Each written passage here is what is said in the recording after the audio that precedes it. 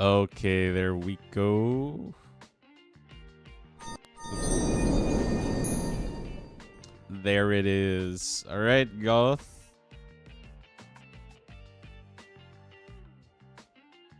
Can you say something in the Discord?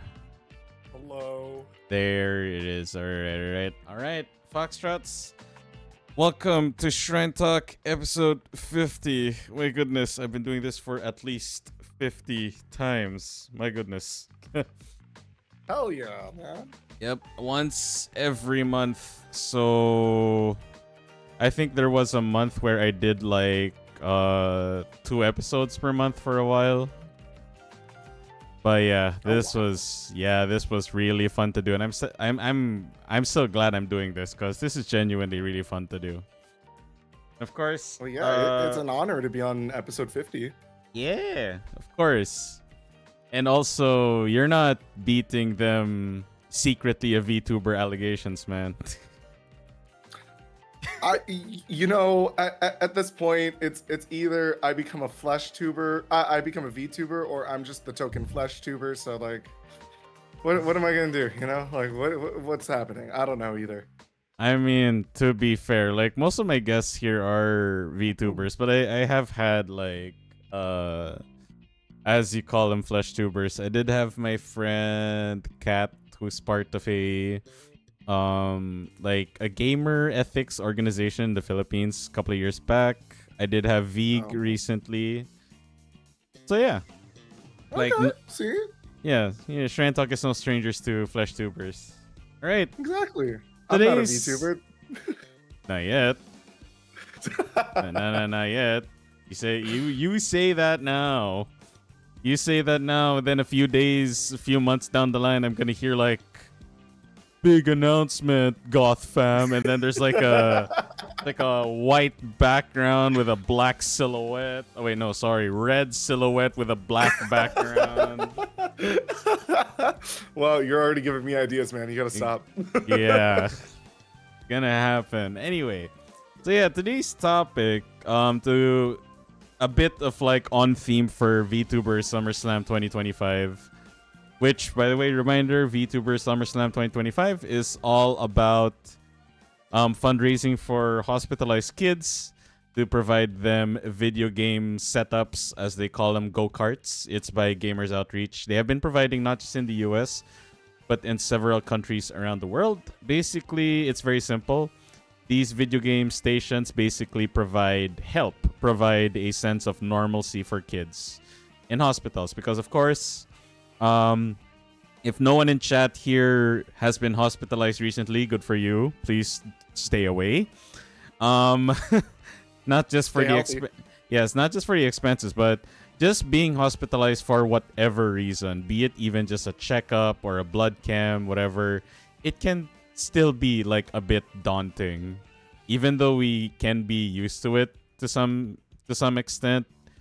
And again, we're mostly adults here. We're young adults or adults here, but like young teenagers, kids, being in that environment is not exactly welcoming for them. That's what the video game stations are for. It's to help ease them in or give them a sense of normalcy in a hospital, which does wonders for them.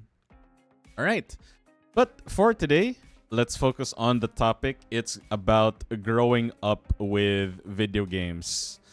So of course, video games, like even if I just say 10 years ago, is drastically different as to what they are now. But a lot of us here have been playing video games for longer than that. So our experiences and our perspectives and thoughts can be very interesting once we highlight them today, and that's what we are going to do. It's kind of like a love letter from me and from Goth to the video game industry at large, right? As the industry has evolved, changed, and we're not really stopping our interaction with it. We grew up with it, and we're gonna keep living with it along the way. But of course, now that we are much more mature than when we grew up with these video games, we do have our thoughts and our reactions and stuff, and that's what we are going to iron out today. It's not an old versus new. Nope. It's really just about this is what we experienced before. This is what we see now, and here are our thoughts. All right. So, first question, very basic, but I think it's a very interesting question. What is the first video game console you owned? So I have like two answers to that question. Mhm. The first console that like our family had was the PlayStation 1, not the PS1 where it was the really big Square chunker. one. Yeah, not that one. We had the smaller, softer edged one. Oh, the PSX. Yes, the PSX. Yeah. We had the PSX when we were growing up.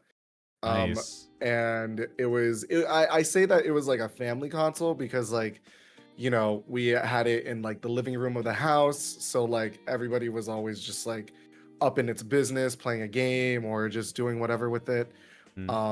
But the first console that I can say that I personally owned, like it was mine, was my Nintendo DS that I bought back in 2006, right before we moved from Ooh. California.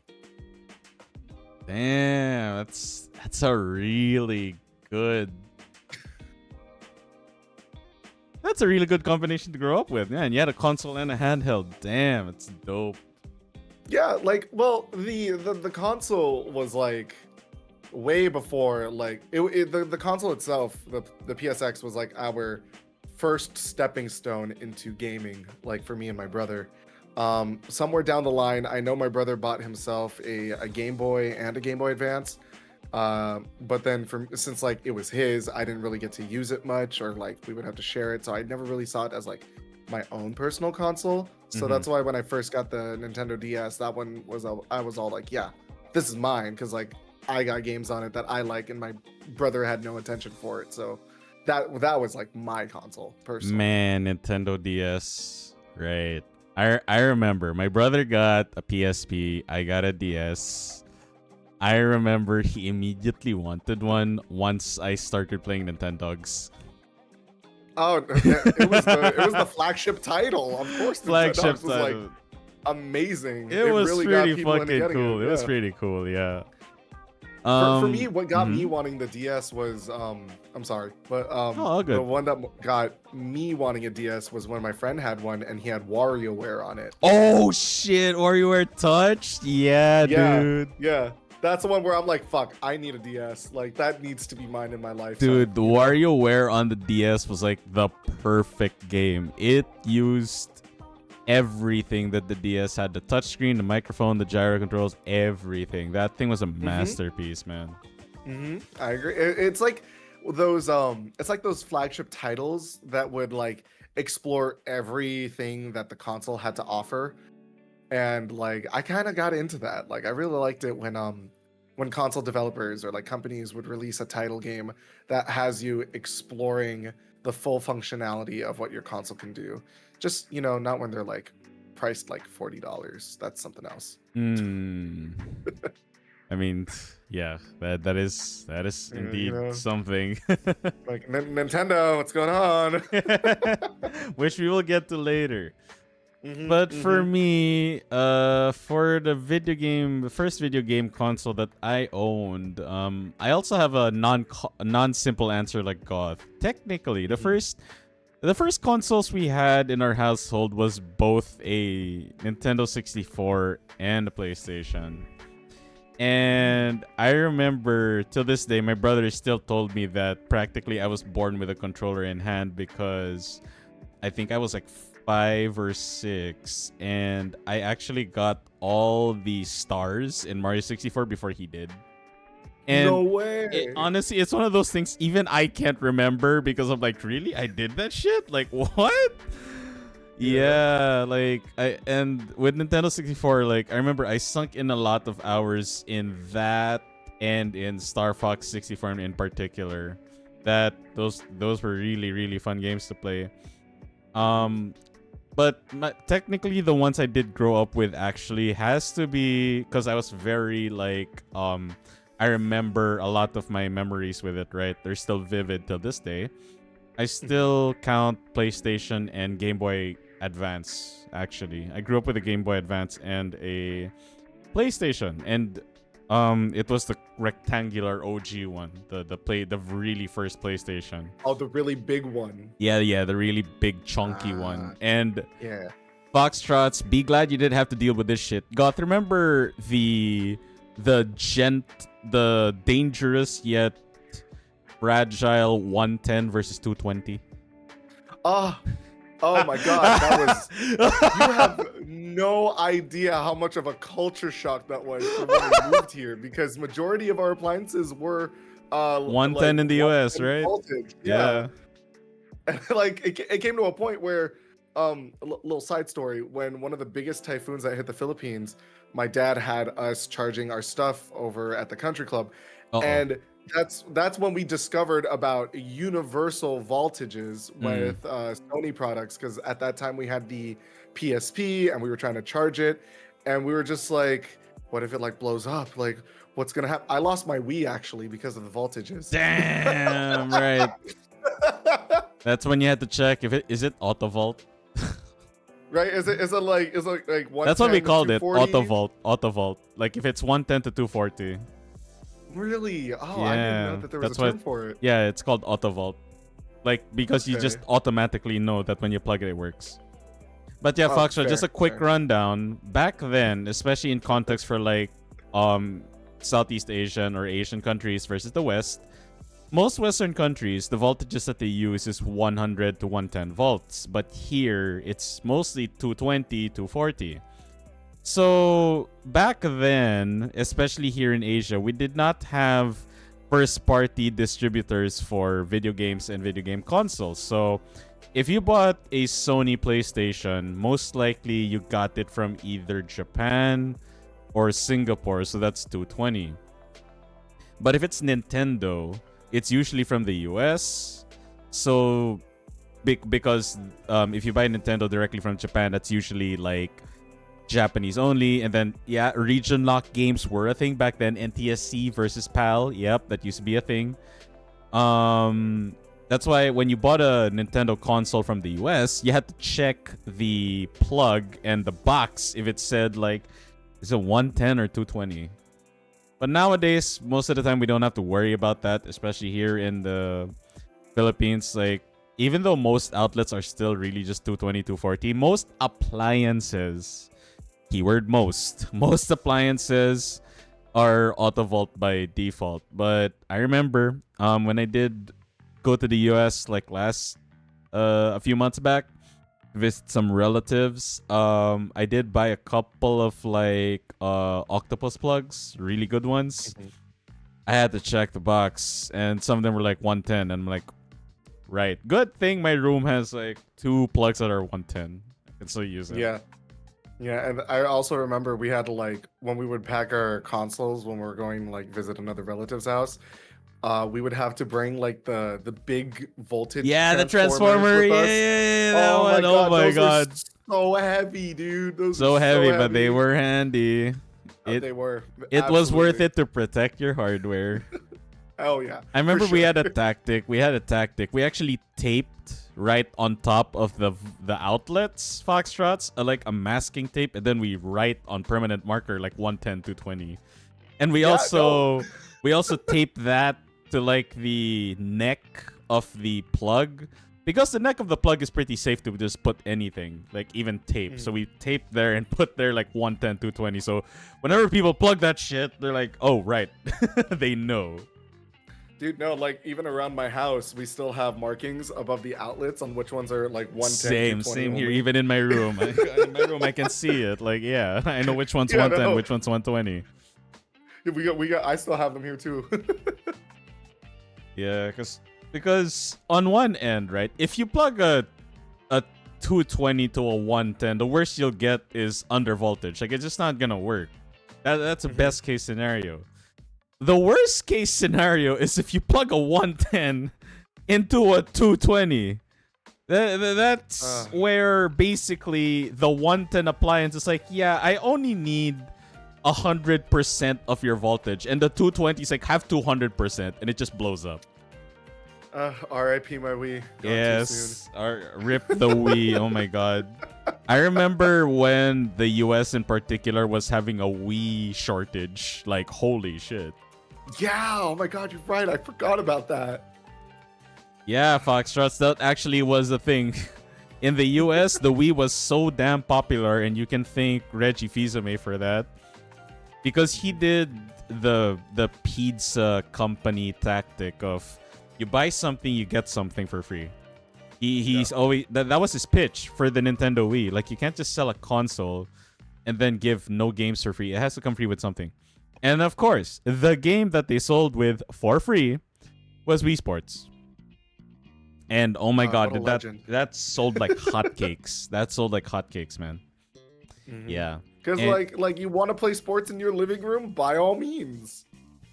And it was really it really fit the magnum opus of Satoru Iwata, where he said that a mom has to like it. A mom has to like the Wii, and it does. I mean, the Wii itself is very small. It's a remote controller, so it doesn't look alien to non-gaming people. So and yeah, the Wii Sports as a game, it was very simple. It was really, really like a product that was perfect for the Wii's launch. I agree 100%. Yeah, ever since then, I mostly grew up really with just PlayStation and Nintendo something. So my PlayStation 1 became a PS2, 3, 4, 5. My Game Boy Advance became... Till this day, I still marvel at the hardware that is the SP. I don't know how they actually did that shit. Oh, dude, SP was gorgeous when it came out. It is as small as like a makeup kit or like powder. Jesus Christ. Yeah, there. Goth can show it, I believe. I do, because I had a friend who did move out recently, and he was like leaving all his stuff behind, and he knew I'm into like retro tech, so he did leave me with his original Game Boy SP. Dude, that thing is smaller than most smartphones nowadays. Let that sink in. Oh yeah, fucking like we see this. Look at that shit. Size comparison? And because you can fold it, it can literally fit in your pocket. Mm-hmm.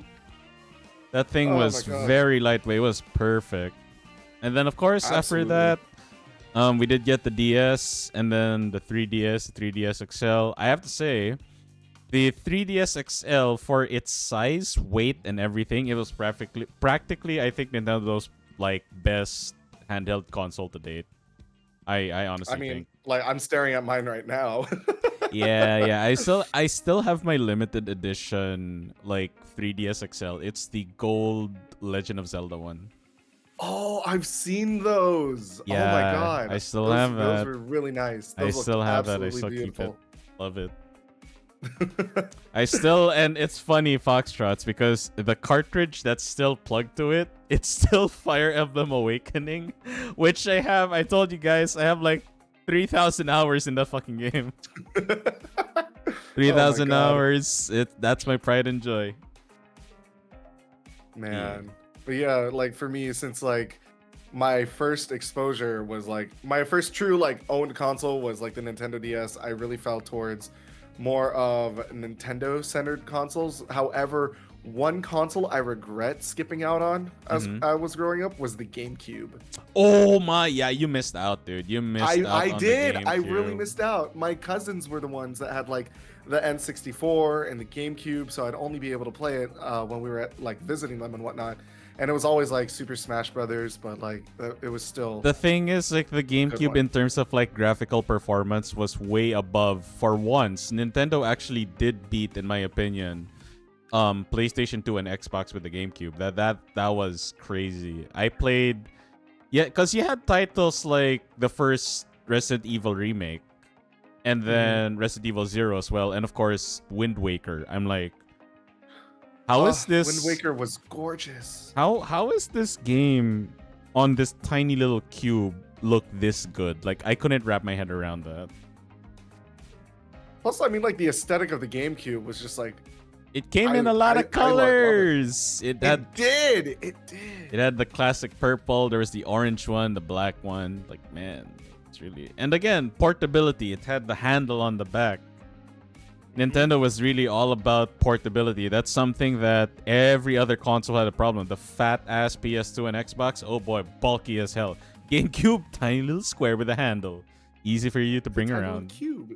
It's a cube. Like, you're gonna bring it around. Yeah, you like literally, if you were going abroad, right, you could literally just put that on your carry-on because it fits. Right. For the next question, of course, from consoles. Now, the first video game doesn't have to be like a franchise, but if it is a franchise, then by all means, that you vividly remembered that you played vividly. So this actually comes in a funny story. The first video game that I do remember playing vividly was literally the first video game that we played on the PlayStation X when we first got it. It was this Hot Wheels racing game. Oh boy. And like this is how the only reason why I vividly remember it is because I created a villain arc for my brother that day because it was the first time we were trying to play it. And, you know, we were kids. We didn't know about like reading manuals, following instructions that much. But I was able to make my car go forward. Like, I was able to drive, and my brother couldn't figure it out. And he started crying to a point. Man. And he was just having a meltdown over it.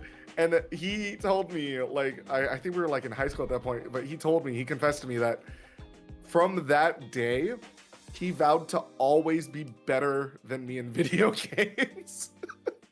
Funny, you have a story because I also have a story. Right? No, I also have a story. I created a villain that day, and like to this day, like whatever game he plays, he will obliterate me, no matter how much I try. Damn. Well, me personally, funny enough, the first game I vividly remember playing was also on PlayStation 1, and it was hilariously, it was Tekken 3. It was Tekken 3. And the thing is, like, my brother and his friends were, well, a lot of people were at the time, they were experiencing Tekken fever. Everyone just wanted to play Tekken. And of course, now that they could play at the comfort of their own home, because Tekken was the console fighting game. It was for a very long time. My brother needed someone to like practice. Like, he didn't want to practice against CPUs, right? And so he asked me like to play. Of course, I'm like, I don't know shit, bro. And he's just, dude, just mash buttons, you'll be good. So I started mashing buttons. The problem is, I had a little bit too much fun, and when he wasn't playing, I was playing, and then I started to get better to the point where my brother could no longer defeat me, and I'm like, oh dear. So you were the monster he created. Yeah, he created his own monster. But the thing is, he cashed in on it quite literally because he made bets with his buddies. Like, I bet you guys 500 pesos you can't beat my brother.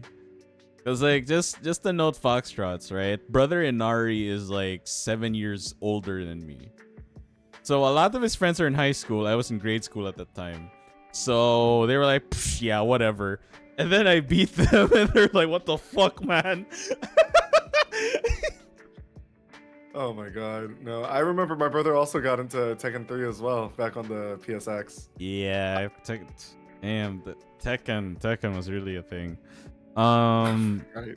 But that was one of my funniest memories. But I think if there's one game in particular that stands out for me till this day, I still think before I got into games like Fallout or Elder Scrolls anything, right? Open world sandbox adventure games, Wind Waker was my sandbox. That game, it just blew my mind because like I remember playing like Majora's Mask, Ocarina of Time, a lot of the Legend of Zelda games on Game Boy as well, and I'm just like, you're telling me this entire ocean of islands is open for me to explore? And the game's like, yeah, have fun. I'm like, what the fuck? That shit blew my mind. And the fact that it ran on a tiny ass cube. And the thing is, because it's cel shaded graphics, it ages really well till today. You can literally play either the remastered version or the OG version. It still looks beautiful. Still absolutely looks beautiful. And, some of the best video game like music tracks come from that title. Amidst all the ones that came before or after. I mean, not to say that there aren't. Like, everyone knows the music from Majora's Mask, Ocarina of Time, Twilight Princess. Everyone knows that. But there are still the really iconic ones, like, of course, Dragon Roost Island, Wind Waker. Everyone knows that. Everyone knows that damn song. But yeah, like, for sure, definitely the first video game, like, I guess, franchise or whatever that I played definitely has to be Legend of Zelda and Tekken. Those two still stay with me today. Man. Yeah. Mine, like, definitely the Hot Wheels game, because like that was my first ever experience playing a game, but definitely like a series that like stuck with me personally. Obviously Animal Crossing, but like that's an answer for another question. Really? Animal Crossing? I don't know. What's Animal Crossing? I've never didn't see that coming. I think I'm a fan. Didn't see that coming. All right. Now here's another thing that I think people would probably be curious why I asked this, but I will explain after we answer. Did you have friends to share your video game experience with back in the day? So, yes and no. Gosh, this was a loaded question when I was writing up an answer for it. I mean, this is all on the spot. What? I don't have a script. That's wild. No, but the reason why it was kind of loaded is because I remember when I started getting into video games was the time that we already had to leave the United States when we moved here to the Philippines. So, when we first moved out here, it was right before the school year was about to end. So we were advised not to enroll because we wouldn't, make up enough credits to be able to just move on to the next year level. So we were told to wait. So for 4 to 5 months, my brother and I, we were only seeing like family, or like we were just at home, or we were still settling in. And we had video games, but like we didn't have that many people around us to talk about it. Like in our age group, like our cousins were like either much older, they were already in high school or college, or they just started like reading, so like it was a huge age gap between our cousins and relatives. So we didn't really have that much people to talk about video games with. But it was just me and my brother mostly. But when we did eventually start going to school, that's when like I found out like, oh, like apparently people play the games I do. And then like we started talking a little bit and all that, and it wasn't as intense as like the interest I had for it, or that me and my brother had for it. So it was a little bit of a divide of like, oh, have you guys heard of this game? And they're just all like, no, we don't play video games. And I'm just like, damn, okay. But it kind of goes like 50-50, So I had friends that like were very much into video games like I was, or weren't into it at all, because there was no social media, there was no like online, there wasn't that much availability for like access to an online community. So like finding people that shared these interests were like kind of rare at that time. Yeah. So timing really was very strange for you then when you got into video games. Yeah, it really was, because like since our cousins are much older, they're obviously talking about games that my brother and I haven't either heard of or played before, because they're older, so they would know what games to play. So it was really confounded. It was really a lot of like needing a lot more of self-exploration to find like our own sort of like games and like people to talk to them about. Fair enough. That's very understandable. and Mhm. in some cases relatable. As for myself, I would say not really, because a lot of my friends that I hung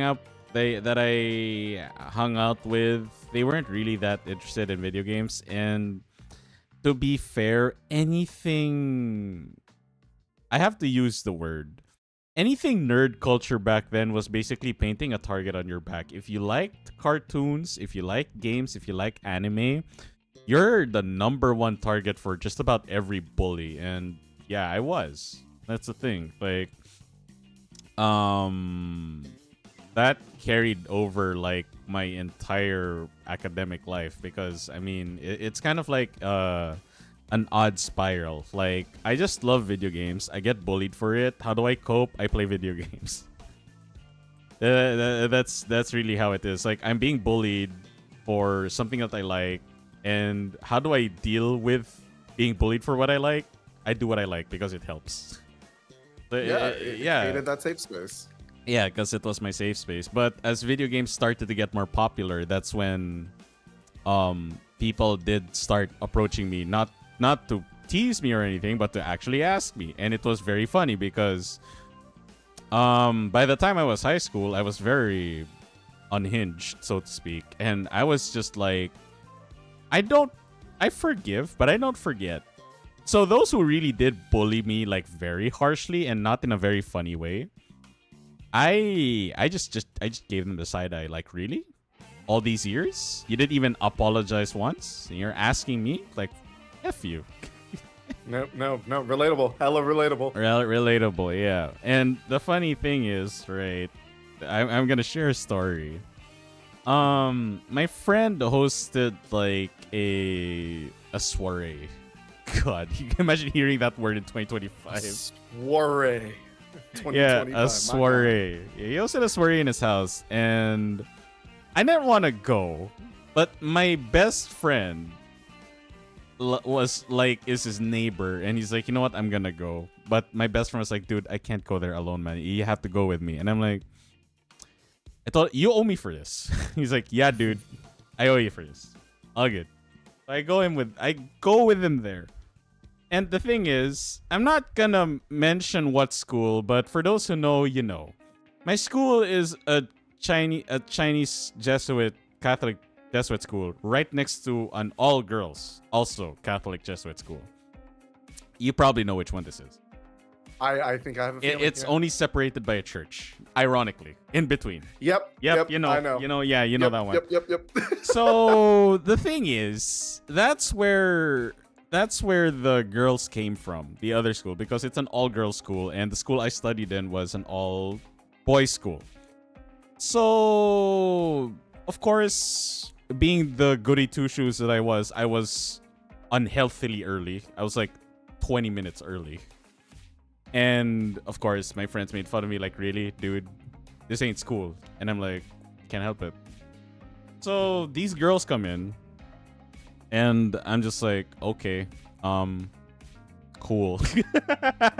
Cool, all right. Yeah, all right, they're here. I'm not here to hook up with any of you, but you know what? I'm not gonna look like an ass to my friends. I'm going to try and mingle. Like, I did try. And the thing is, before we started mingling, I was just playing on my Game Boy, and my dude's like, really? You brought that here? I'm like, what? They're not here yet. Right? When they get here, I'll put it away. Like, you fucking better. And I did, right? I did. I actually did. And there's this one girl in particular. She's very, very pretty. She's very pretty. And the thing is, I was a little bit careless because it's a Game Boy SP. All right? It's a Game Boy SP. The Game Boy SP. I put it next to my backpack. I didn't put it inside because I'm like, I'm going to get that later. Whatever. No one's going to steal it. Right. And thing is, it was right behind me. And this girl was like, oh my God, is that an SP? I'm like, oh shit. Internally, I'm like, oh fuck. I'm like, yeah. Is that yours? I'm like, yeah, it's mine. Oh my God. What games do you have? I'm like, I have. Oh, dude. I have Pokemon. I'm like, oh my god, wait, Pokemon what? Like Pokemon. I'm like, Ruby. Like, oh my god, I have Sapphire. Can we trade? Can we trade? I'm like, is this happening? Is this happening? And then we started trading. We started trading. And then my friend was like, are you fucking serious right now? I'm like, she asked. I didn't do shit, bro. I didn't do shit. And of course, being the typical jock that my friend was, yes, like, how do you play? I'm like, No. Wow. All right. he asked me, not, of course, he wasn't a total dick. He asked me that Yeah. next day when we were in class. And I respectfully told him, I'm like, I told him, I'm not naive, I'm not stupid. I had to endure like 4 years of your BS, and not once did you apologize ever. And now conveniently you want to get into something I've been into? Get out of here. And he didn't say anything after that. Till this day, I haven't forgiven him because he refused to apologize. Like, all I wanted really was an apology, a heartfelt apology, and he couldn't give that. So I'm like, all right, whatever. Right now. But I mean, like, in the context of when you're in a party, like, and they notice that you have a gaming system, the moment they ask, what games do you play? You're already in. Yeah, I was just dumbfounded because I'm like, well, this girl is going to point out that I play video games, and all of these girls are gonna point and laugh at me, and oh my god, it's gonna be uncomfortable. And then she's like, what games do you play? I'm like, what? Like, what? All right. It's like, oh, I didn't know that this dialogue option was available. Sure. It worked. The funny thing is, right, before any of you in chat asked, Inari, did you make any moves? No, I didn't. Because my intentions were still the same. Like, I was really just there for my best friend, not even for the host. And I wasn't really looking to hook up with anyone. But we did end up like exchanging Facebooks. Cell phone numbers. We did chat once in a while, but it didn't really turn into anything serious.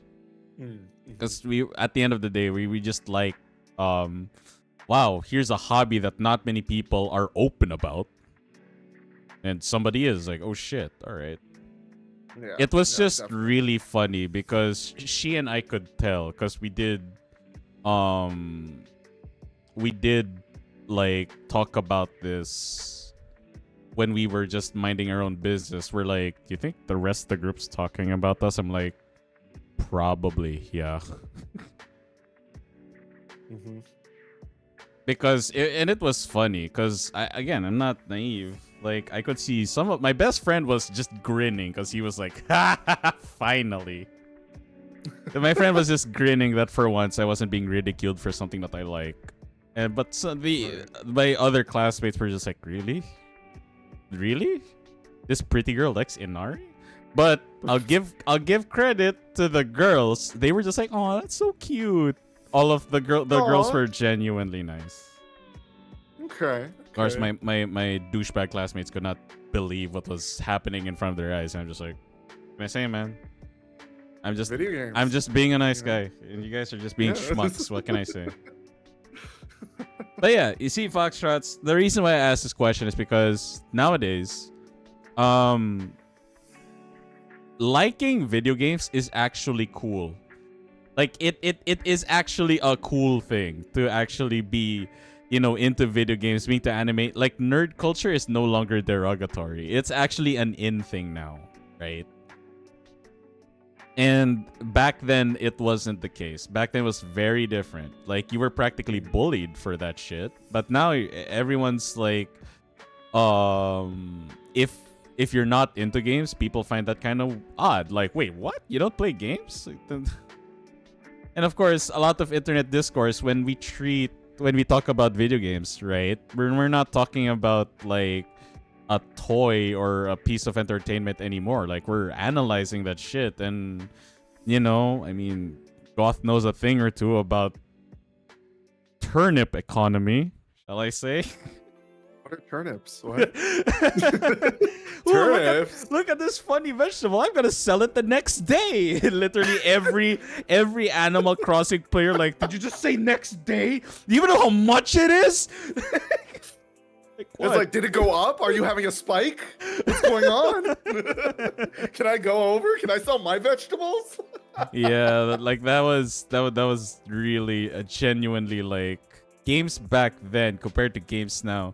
Not just how people perceive it, but how people experience and share that experience. It's way different from back then.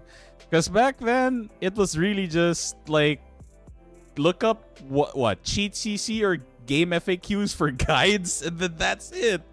That's really it.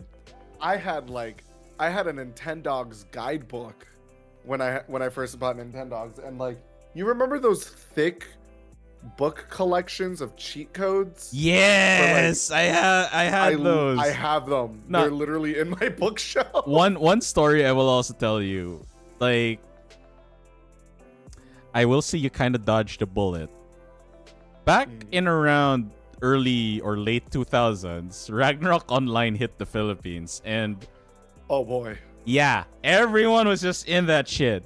And if there's something that a lot of bookstores sold out of, it was a fucking guidebook. And there was a really big special job guidebook I could not find.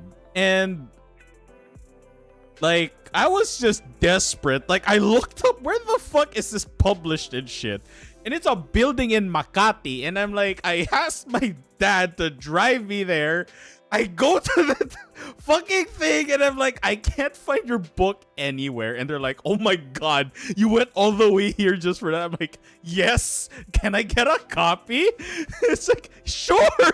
So they gave me a copy and I'm like, how much do I have to pay? They're like, how much is it in National Bookstore? I'm like, this much. Okay, they just pay us that much. We'll take it. I'm like, thank you. That is amazing. You went direct to the source. I went directly to the book. source. I went to the localization team for Ragnarok Online. That's where they handled all of the logistics, like the game patches, the guidebooks, right? That kind of thing, the marketing. That's where they handled it. So I'm like, can I get a fucking book? 'Cause I can't find one. Go ahead. God, the journey. Yeah, journey, man. It was worth it. It was absolutely worth it. I mean, like, if I knew there was a guidebook to Animal Crossing back then, I would have stormed the doors finding one. Like, Yeah, I get you. Absolutely. All right. Next question. I think this is more of a retrospective in a big in like a big case, right? A more broad perspective, right? How would you describe video games around pre-2010s? I mean, okay, so for me, because in that era, that's when like the use of the internet became more widespread, right? Absolutely, And yeah. if you also look back on how the internet was treated, it was like the Wild West back then. You know, Yeah, like you had it was. sites for anything and everything. Although, and it was like, ironically, the Wild West back then was a lot tamer than the Wild West now, I'll tell you that. nope, absolutely fair. But I like to see it that it kind of like coexisted with the with how video games were being developed back then too, because when you had more of a widespread of handhelds like the PSP, the Nintendo DS, there were a lot of random concepted games, like it being a new game or like something from a franchise, like a spin-off or whatnot, but they had very different and very unique mechanics to them, which sort of made it felt like they were really trying to like hit the wall with a bunch of ideas and see which one would stick better for that like area. Oh yeah, because video games like pre-2010s was really when there was a boom.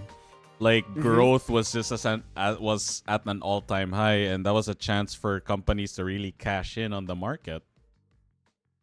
Exactly. So everyone and their mother was like trying to write up an idea or like throw a concept out there to see what would really pique people's interests, you know, because I guess we were all trying to like find a footing of what kind of genre we were all into. And so, you know, like you had, oh my god, the widespread of like MMOs for these random websites. Like you had Neopets, like Club Penguin, all that shit, you know, like it was really a time to like feel out what it was a time for the companies to feel out what us as consumers are going to be looking for when we're like talking about an IP for a video game, you know? Yeah, that and a lot of genre-defining franchises really were the ones who won that quote-unquote war pre-2010s. I mean, we did discuss this loosely yesterday on your stream with your permission. When you think MMO, you immediately think World of Warcraft and FF14. When people think stealth, they immediately think Splinter Cell or Metal Gear Solid. When people think FPS, they immediately think Counter-Strike, COD, Doom, the likes. That's because during that time, as you said, a lot of companies were really trying to remove their eggs in one basket and make multiple baskets. So, you know, they could put eggs in those and make money out of it. But the thing is, even we as gamers at the time, we didn't know what we wanted. We just wanted fun games to play. Like, terms like live service or DLCs or microtransactions, they weren't widespread before. We didn't know what the hell that was. Yeah. Like exactly. something like, if I were to show someone in the 2010s a game like Fortnite, they'd be so fucking confused. Like, what do you mean this game is updated? What do you mean this game is changing in 3 months? I'm like, is it like an expansion? Like, wow, no, it's not. Like, no, absolutely not. What do you mean John Wick just 360 no scope Goku? What do you mean Ariana Grande is having a digital concert in here? Like, what? For free! For free, For dude, free! nonetheless. For free! Exactly. Dude, You know, for fucking free. What did people buy the skin? That's what they bought. They bought the Ariana Grande skin, that's it. Exactly. It really did show that, like, yeah, these companies were really trying to find what we were into while we were trying to find what we liked, you know? Like, some people are like, oh, give me all the visuals, all the colors, let my eyes die by the CDR screens, right? Or some people are just like, let me think more strategically with how I play on something, you know? It was really a mark for, like, trying to find what we were into and what these companies could offer. That and patching games back then, for better or for worse, was not common. So a lot of developers really had to stick the landing when they released the game because there was no going back. Like that bug, that little bug in Animal Crossing where you can like almost glitch yourself and get more gold from the rocks every morning than you initially could. Yeah, they couldn't patch that out. That was just there forever.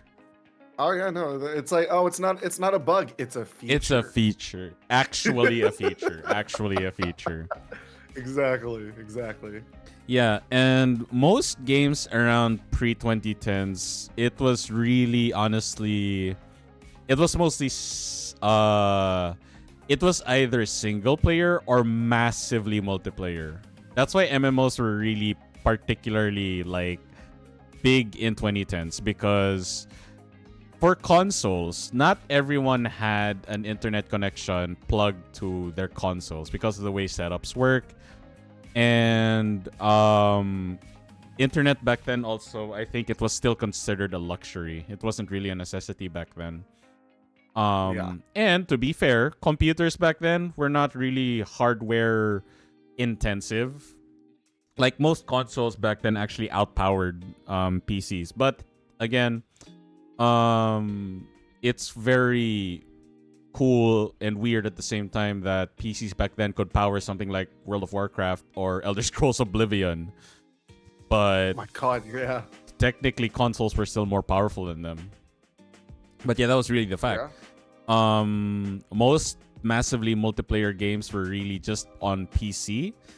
But since PCs were still like an office thing, right? It wasn't really. It was a workspace thing. It wasn't a gaming thing. Mm-hmm. The market was still heavily leaning towards single player, and most console games are mostly single player. I guess Xbox was the only one that had like couch co-op as a thing. That was really their focus. And to some extent, Nintendo, of course, they did have their multiplayer games as well. Mm-hmm. Mm-hmm. But most video games really back then, they did not. They were very localized in terms of like the experience. Whenever people shared their experiences with games, like if Goth were to play like I don't know Final Fantasy 13, he'd talk about it with his friends. Like hypothetically in the US, and then me here in the Philippines, I'd be playing the same game. I'd be talking about it with my friends over here. But I don't know what Goth's experience with the game was. He doesn't know what mine is. Really, like, it's a lot easier now to really see people's experiences with just about every game that you play, for better or for worse.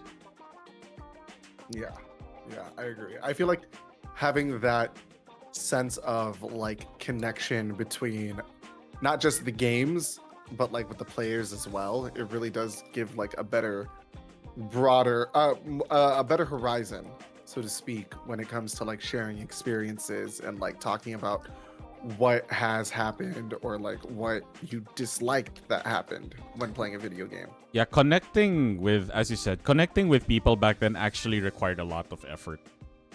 You had to exert a lot of effort. Nowadays, it's really just go online. You can find people to connect with. Or hell, if you're playing an MMO, technically you already are connecting with people as you play. So again, it's a lot easier now. Oh, Now, yeah, definitely. Before we change perspectives a bit, last question for the first part. What is one thing you are thankful for that games did back then? Oh God. Because I do have one. I do have one that I kind of miss. Kind of miss. Kinda. Well, for me, because right back then, like one of the biggest moments in my life back then was when I moved out of the United States and over here to the Philippines.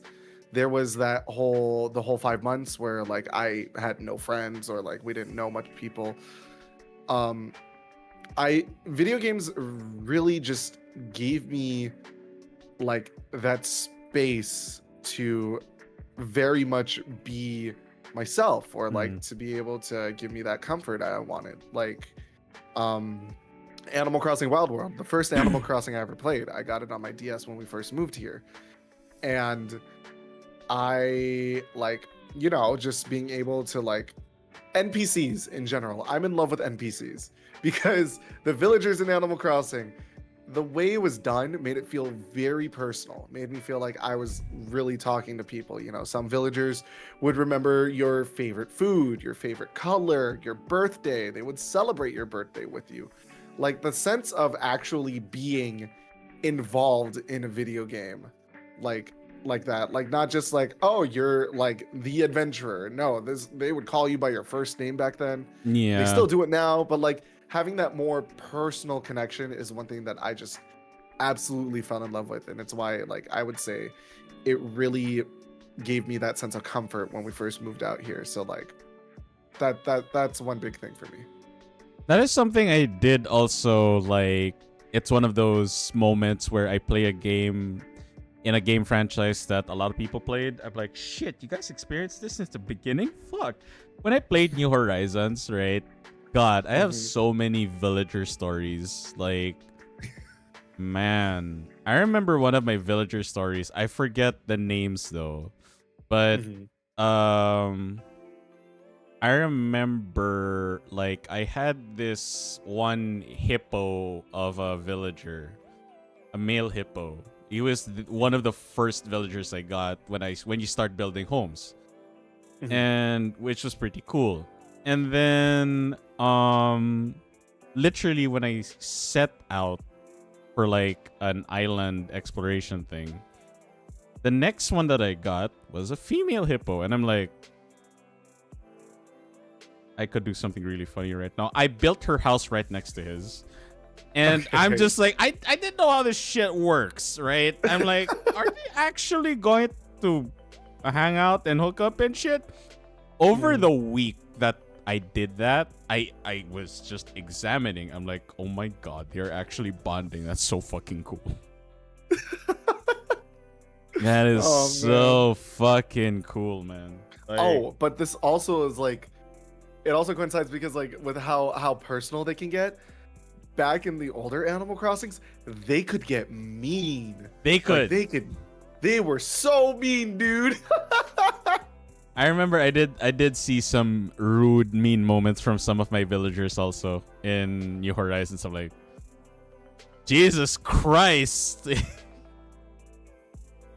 I remember the first one. I remember the first one I kicked out. I was just like, you do not talk shit about Coco. Because Coco is an OG on this island. You don't fucking talk shit about my innocent little villager Coco. Okay? She's been here from the start. Supported me from the very beginning. She did not mess with anyone, least of all you. And then you have the audacity to talk shit about her? Fuck you. It's like, you talking shit to an OG? Nah, you're on the next plane out of here, hun. I'm like, sorry. I'm giving you a chance. If you don't improve over the next 3 days, you're fucking out of my island. And then 3 days, I'm like, please don't mention Coco in a bad light. And they complain again. I'm like, okay, I swear to God. 3rd day, you do this shit the 3rd day again, you're out. 3rd day, I'm like, yep, get the fuck out of here. Exactly. I actually looked up how to ethically kick out a villager. I love that you had to add ethically. Yeah, I had to ethically kick one. So I'm like, okay, so I need to find any villager that wants in, and then I'm like, okay, oh, you're full though. Yeah, you'll have to tell someone to leave. I'm like, yeah, okay, you're good. You said you don't like Coco, so get out. You were invited here. Chopping block. You were invited here, buddy. You were invited here. Man. Oh my god.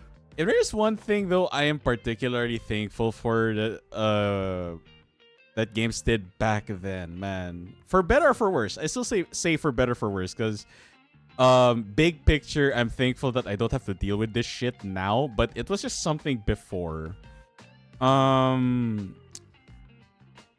Opening day release of video games was a very, very surreal experience. To some extent, you can still experience that here in the Philippines, particularly for any Pokemon title, any Final Fantasy title. You'll still see Data Blitz Game 1. There's just lines outside, especially for Pokemon, in particular Pokemon. But back then, it could be just any freaking game, or even just a new console. There'd just be lines at, depending on your mall, like at 10 a.m, 11 a.m, I can already see people running, because I'm also running, through the entrance. You're running with them. Through the entrance. I'm like, yeah, we're all going to Data Blitz, aren't we? Yeah, we are. And then I just see a line outside. I'm like, yep, this is why I woke up early and literally brought my baon. Because you're essentially camping out at that point. Yeah, you're essentially camping out at that point. My first experience for that was the release of the 3DS and the new Pokemon game as well. A lot of people were there. A fucking lot. Man. I remember I was like second in line. And oh, hell yeah. Yeah, I was second in line. But the line went on for at least, like, the cashier told me it went on for like nearly, what, 2-ish hours. And that was... Yeah. One sec. Like, the branch I went to is not even like a very popular main branch. But the line was still long. I was like, shit. Nowadays, you don't... Oh, no. I was just saying, like, I never experienced that personally. I was gearing up for Animal Crossing when it was coming out on the Switch, but then Yeah, COVID happened. COVID. But anyways. COVID. But COVID. Yeah, like now it's not like you don't experience that nowadays, but man, back then that was very widespread. That was very widespread. Yeah, like I remember you can literally look up the old video footage that was taken of during like the releases of like Halo or Call of Duty, like back on the 360 absolutely, or like the PS3 or whatever, and like those lines were like crazy too. Like yeah, that was a hell of a lot. That was a hell of a lot to deal with. No, and again, but I feel like that's part of the experience. Yeah, it is part of the experience because like everything was really physical back then. Not everyone had not everyone knew about Steam, and Steam back then wasn't really a widespread PC game distributor. It was really just for Counter-Strike, Half-Life, that's it. That really was it. Yeah, for the Valve products. And then they decided to make the market that technically already existed. There was just no industry, rather, or distributor for said market, the PC games market. My God. Yeah. They were the first, and it's one of those rare occurrences where the pioneer. It's a curse. It's a curse of the pioneer. The pioneer is always cursed to be supplanted by everyone that comes before. That's very common. Like a lot of games, like Counter-Strike was like Doom. Doom was the first like shooter, right? And a lot of games after that, it's more than just kill shit. But that's not to say that Doom is bad, but Doom is the pioneer. But because people know the DNA now, they can build off of that. But till this day, there is no storefront that can compete with Valve. That's very rare. Where the pioneer was the first and is still number one on like performance-wise. Like that shit's not easy. Yeah, I mean, like when you look at its competitors, honestly, like with EA and with EA Origin, Epic Games, even Xbox, it's like I would still like put my best foot forward on being like, oh, is this game available on Steam? You know what I mean? It's always it's always is it available on Steam, because there's just a lot of things that Steam has that other storefronts don't. Yeah, I agree. Like they are trying, but man, they really need to step it up. Like if there's one thing in particular, it's family share. Like that one is a game changer, and no other storefront has it yet.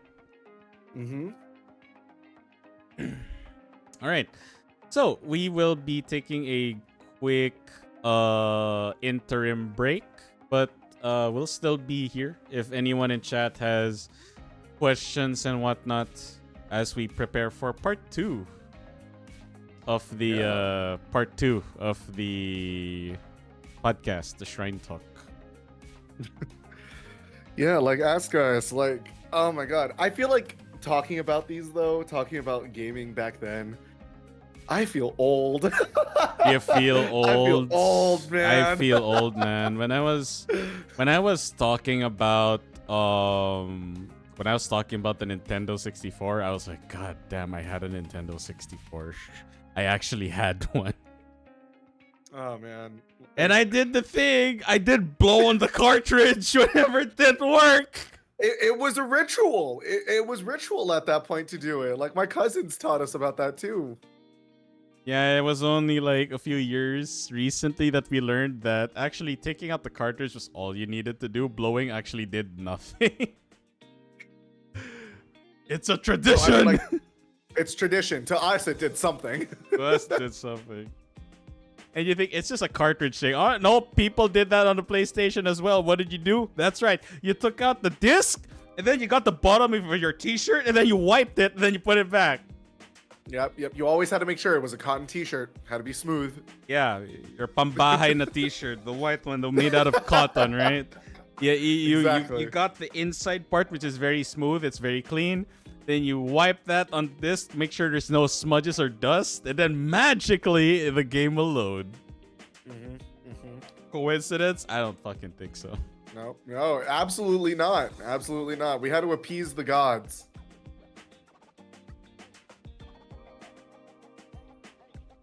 Man, it's kind of daunting to think that there was a time that Sega was actually a console making company.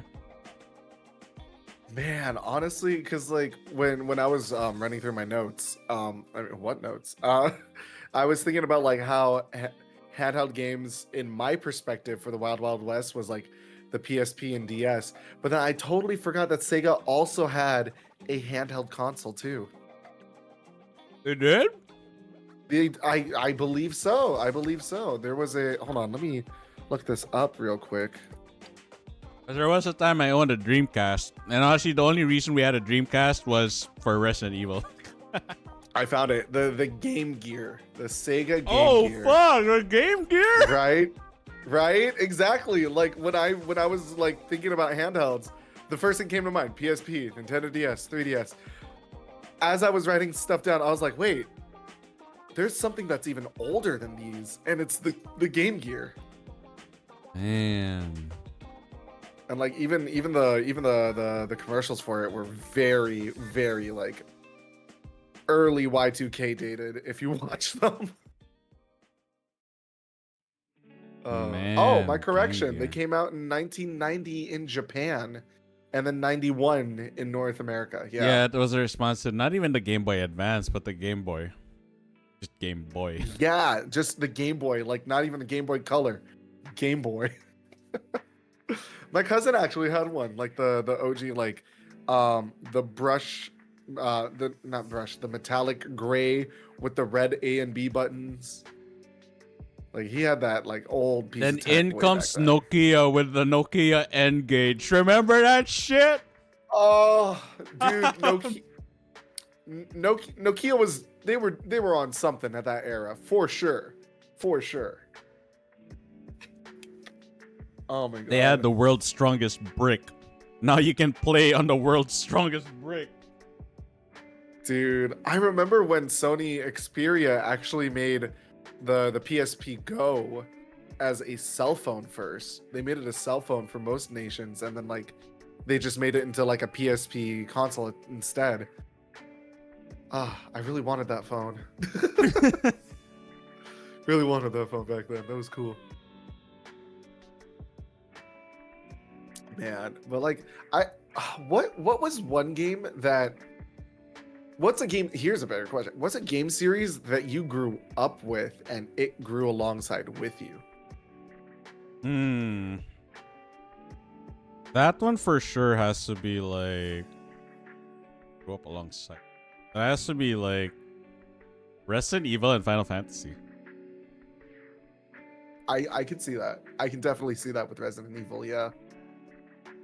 Because like the franchise, both franchises really changed over the years. They really did. Mm-hmm.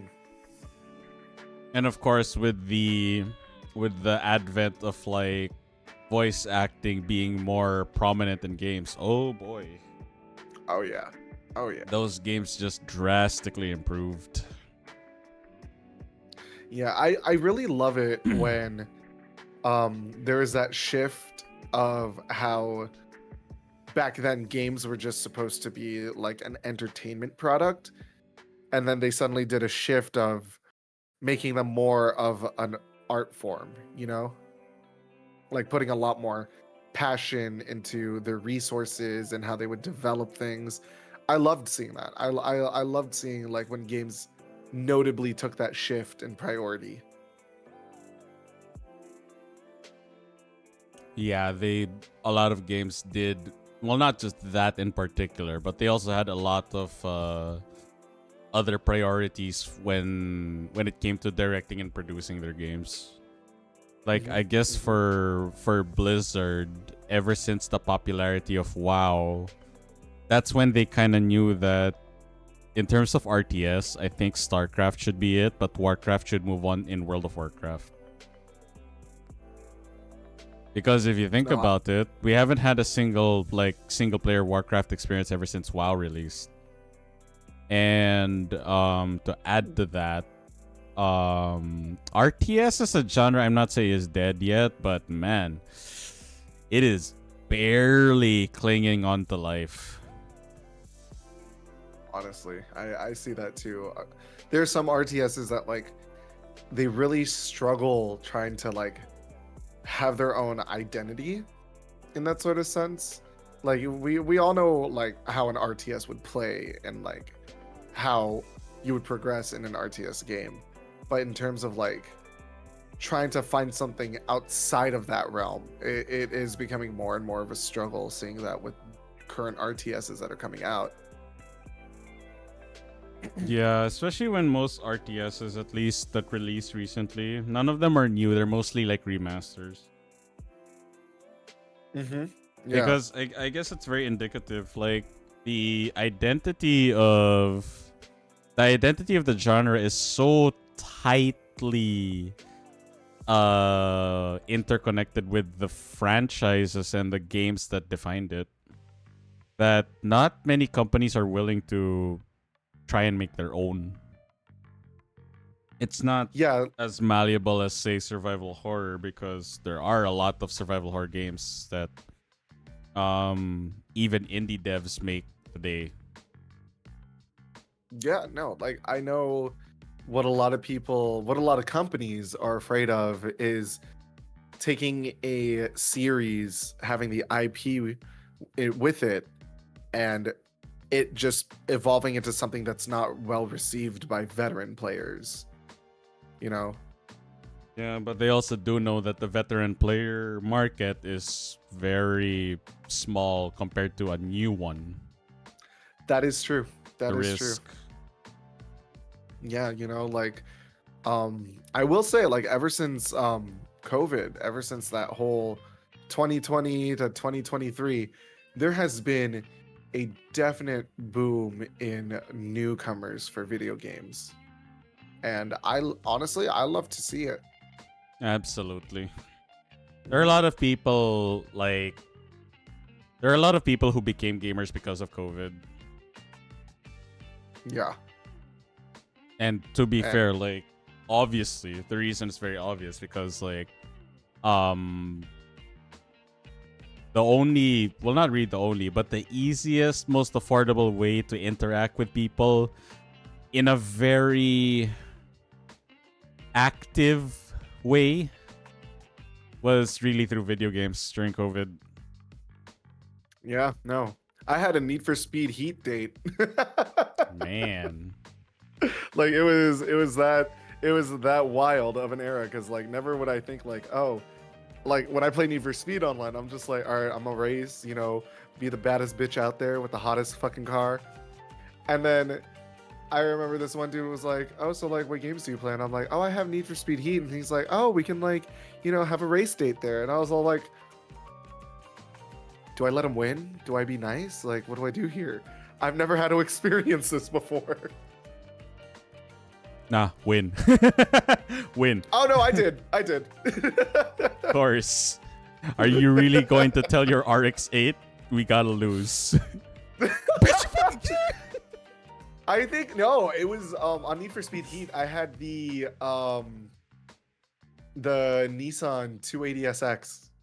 Oh, the one that you get as a 280SX, yeah. Nice. Yeah, that's a nice car. I had that one. Oh god, it was gorgeous. Man, could you imagine Wesley Snipes as the voice of your car? Bitch, you didn't got that mine. I mean, like with the shit I pulled in Need for Speed Heat, yeah, that makes sense.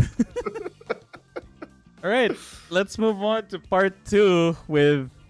This is where a lot of the meaty questions will really come up with. That I've come up with, really, where I put. All right, so first question. What is a franchise that you still play till this day? Fuck. Oh man, that is such a hard question. Really? Oh man. I gotta. What game? What? Okay, no. We all know what the answer is here. It's definitely Mario Kart. Mario Kart is just the best game. Okay, I'll stop fucking around. It's Animal Crossing.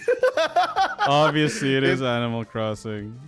Because the way Animal Crossing has evolved. Like, you know, like the question I asked with you, what's one game series that you think you grew up with you?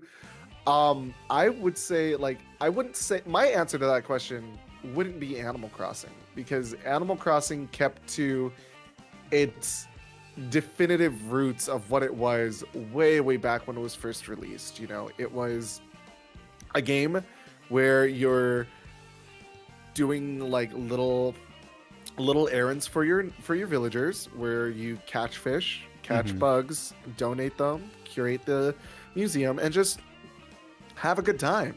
And to this day, that is what Animal Crossing still is. Granted, you can do a lot more, especially with the island decorations, but I wouldn't say that it grew out of what it was originally supposed to be. It was supposed to be just a game where you just relax and enjoy what it has to offer, especially with how the seasons would also be like in tuned with your like actual world clock.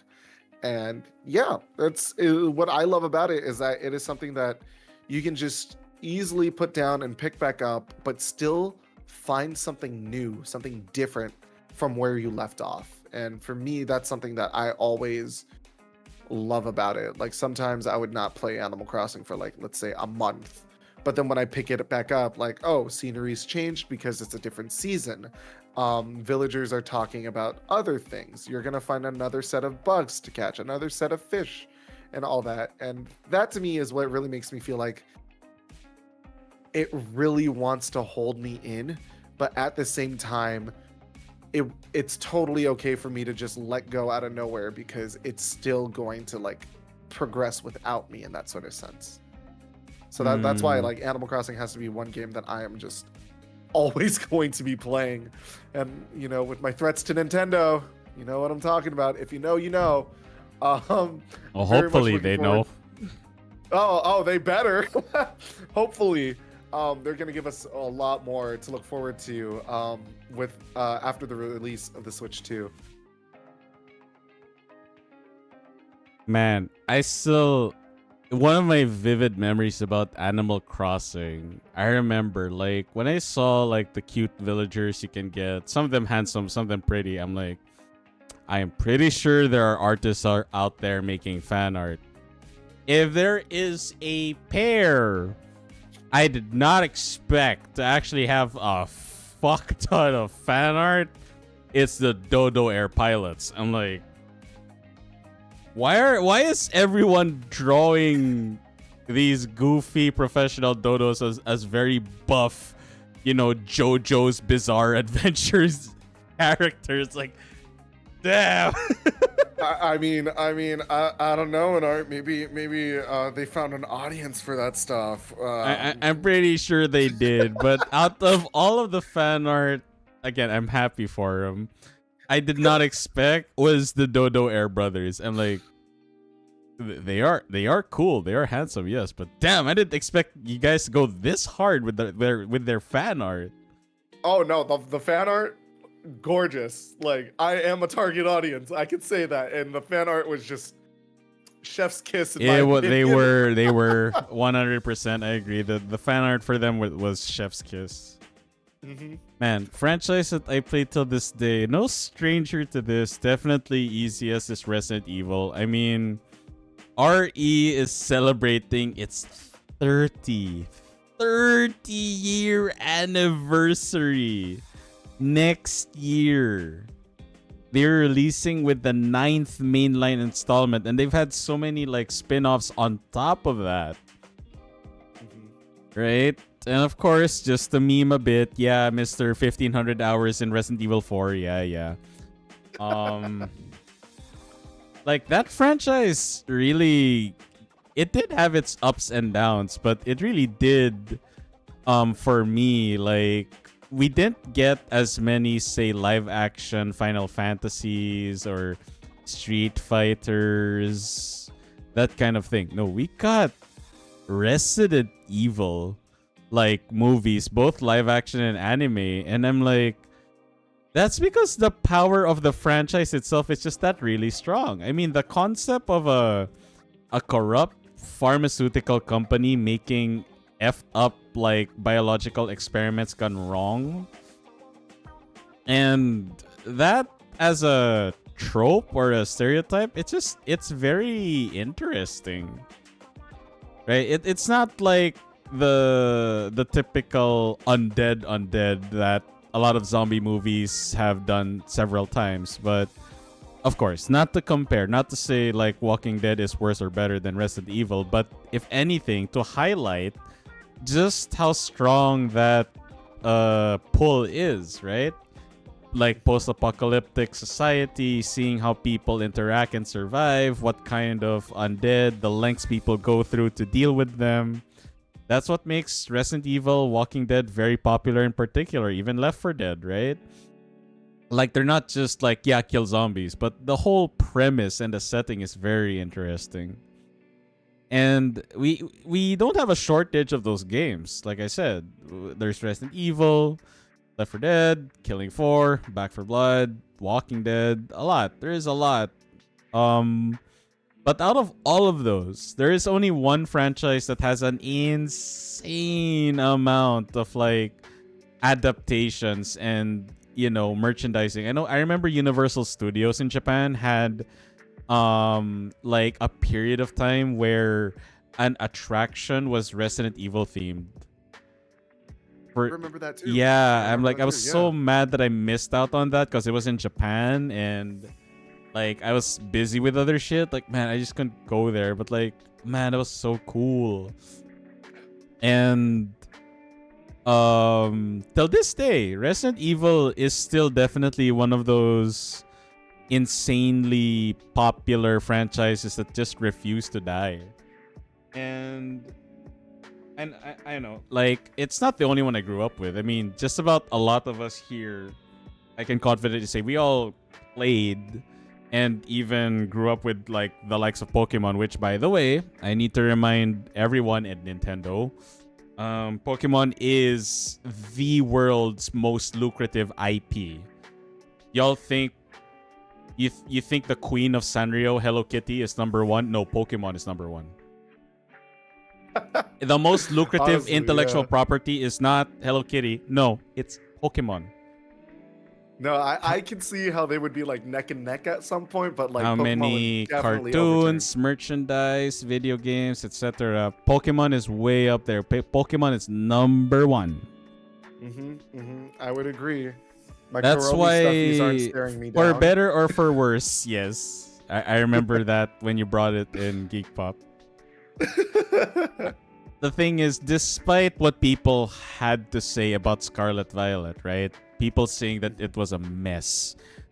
It was the best-selling Pokemon game to date.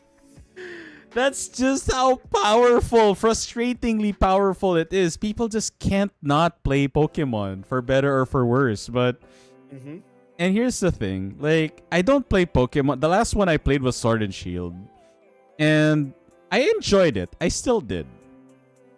But there's like a line where, look, Game Freak, I'll gladly give you money for the next Pokemon game if you will give me the same 100% you gave for like Sun, Moon, Black, White, XY, Ruby, Sapphire, Sword and Shield, because man, y'all are getting complacent as shit. Like, you know, I'm just dumbfounded how Scarlet Violet released in the state that it did. I just don't understand. And like, this is just me. Like, I don't know if you saw that game that Game Freak actually showcased in the Summer Games Fest. Did you see that? I saw what was it? I saw bits of it, but I didn't see the full thing. All I know is that everyone freaked out the moment they showed the Game Freak logo, and everyone's like, I wasn't too "It's not surprised. Pokemon?" I wasn't too surprised because it was laggy as shit. Then I'm like, yeah, that's Game Freak. But I'm like, wait, you guys can make something look this good? Now, here's the thing. I'm not saying Pokemon should look like that. But I'm just saying that if you guys can make something as fluid and look this good, why can't you do that with Pokemon? I don't Yeah, mean makes you like think. I don't mean like give it a realistic coat of paint. No, stick to the art style that you guys want. But make it actually look good. Because if there is one major complaint I had about Pokemon Arceus was the color palette. It was so flat and ugly to look at. The environment was just very ugly to look at. And Arceus, like, exploration was like one of the things you do a lot. And I always say this in a lot of games that I've played. I don't care how big or how small the area I'm exploring is. All I care is it actually fun to explore and good to look at. Because if it ain't, then I ain't exploring another minute in it. Like, there's a reason why when I booted up Oblivion Remastered, I was giddy as hell because I'm like, this shit's still interesting till this day. I'm pretty sure you saw the re-proliferated memes of 2006 bleeding into 2025, right? It's great to see the HD remastered memes. Yes, I agree. The fact that people found a way to recreate it and they still were able to recreate it almost frame perfectly, I'm like, yeah, this is why Oblivion's the best, man. I agree. Yeah, like that is something that I find very weird with. I would have said Pokemon if I played Pokemon to this day, but yeah, I have a love, I wouldn't say love hate. I'd say I have a love disappointed relationship with Pokemon right now. Because I love Pokemon, man, but I feel like it just doesn't want me anymore. And again, like my personal pet peeve also, like how is it that we are how many generations in and there's still no voice acting? Actually, now that you mention it, yeah. It's very baffling to me that till this day, not a single mainline Pokemon game has full voice acting. Like I just don't get it. Like we can't be. And the funny thing is, the new Game Freak game, it has voice acting. So like what is so Game Freak's just like showing us that they have the love and passion and effort to do something beautiful. I don't like using this word, but they have the talent for it. They definitely have the talent for it. They do. They have the capability. So people are now accusing Nintendo, let Game Freak cook. I mean, if it boils down to Nintendo, then like, oh man, it would answer some questions, but just follow up with so much more disappointment. Aw. Again, just for me, it's like just make it make sense because it doesn't make any sense to me. Yeah, no, I see that 100%. All right. Next question. Oh boy, this one I really want to know your thoughts on this one. Oh boy. This one is okay. Because I know that a lot of people kind of recoil when they hear this term, but I'm like, it's something to be discussed, in my opinion. And that is, what is something in the modern era of gaming that you particularly like or are enjoying? Oh my gosh. So, this does play along with how I mentioned a while ago how the internet also grew alongside with video games. Definitely it would have like the one thing that I love from modern era is how much immersion you can get out of a video game, not just in the video game itself, not just from the property itself, but from outside of it, since we have better ways to be able to connect with other people and like to be able to be more in tune with the community itself for said titles.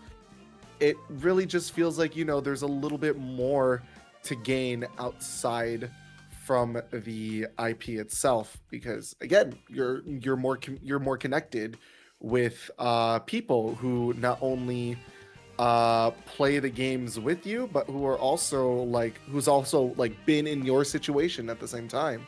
So genuinely speaking, it's like, yeah, I feel like games right now are really they really know how to keep the community going even outside of the video games itself. Very true, yeah. Andoro did mention in chat, modern era equals modern internet. Absolute truth right there. 100%. I just want to get the bad thing out of the way. I think developers really need to stop being they need to get that mentality out of their head that we can just patch it. No, absolutely not. Learn from Cyberpunk and No Man's Sky. No, you can't just patch a fix that people are so frustrated with the first impression that your game gave that they're just out. I will consider No Man's Sky and Cyberpunk not as a standard, but they got lucky.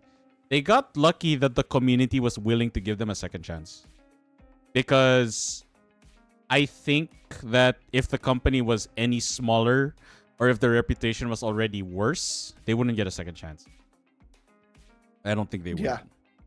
I personally, I'm not happy with how companies are more focused on wanting to patch, like give future patches and updates rather than just focusing on making a good product in the first place. Well, you know, that is one aspect that we have to deal with nowadays. Yeah. Nowadays, yeah, but like personally, interestingly, we have seen less of those day one patches. There's less of those now. That's true. I really wish that was never a thing. I agree. I agree on that also, Andoro. If Witcher 3 wasn't a success, CD Projekt Red would have, people would have treated CD Projekt Red the way they would treat Ubisoft and EA. They would just treat them as, trash, AAA trash is what they'd called Cyberpunk. Buggy as hell, marketed up the wazoo, and then what do you get on launch? A borderline unplayable product. Dear God. And of course, watching Blue play, watching Goth play, it still races in my mind. Man, what kind of stars had to align for CD Projekt Red to get a second chance with this damn game? And Andoro did say one of those things. Yeah. The reputation they had was a good fallback. That's the thing. People were like, this is one major fuck up, but it's not indicative of the company because Witcher 3 is right there. That was people's defense most of the time, and I agree. But man, devs need to see that not as an example, but as an exception. You cannot get away with a bad release for a game the way No Man's Sky and CD Projekt Red did with Cyberpunk. You can't play that in your head.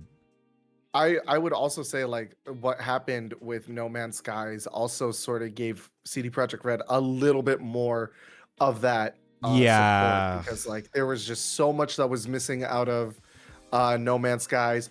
But as a title for what it stands for right now, it is a good game. They made No Man's Skies a very good game. Not only did they deliver on the promises they didn't keep, they even delivered things they didn't promise in the first place. I'm what the fuck? Oh my God, out of nowhere one day they're just all oh yeah, play it in VR, and everyone's excuse me? Do we have to buy it like Fallout VR? No, it's just it's nope, it's just there. It's an option now. It's just there. Oh, that's very true though, Andaru. Fallout 76 did not recover. I would say that it didn't recover as much as CD Projekt Red and Witcher 3 did recover. And No Man's Sky. Because to be fair, Andoru, the fact that they're still making expansions and updates for it, that means there's a market for it. I mean, I won't lie. When I saw the announcement update for the fishing update, I started thinking to myself, do I want to get into this? Is this gonna be the MMO I'm gonna get? Because we know, I had a whole half stream just dedicated for fishing on Final Fantasy. Yeah. So seeing that fishing is on Fallout 76 before I got back on Final Fantasy, I was like, Although it's not as active as fishing in FF14, I will say there is something very therapeutic about fishing in World of Warcraft, because just by the raw sound effects, it's just ASMR, not gonna lie. But honestly, I can see the argument though, Andorra, that Fallout 76 didn't recover.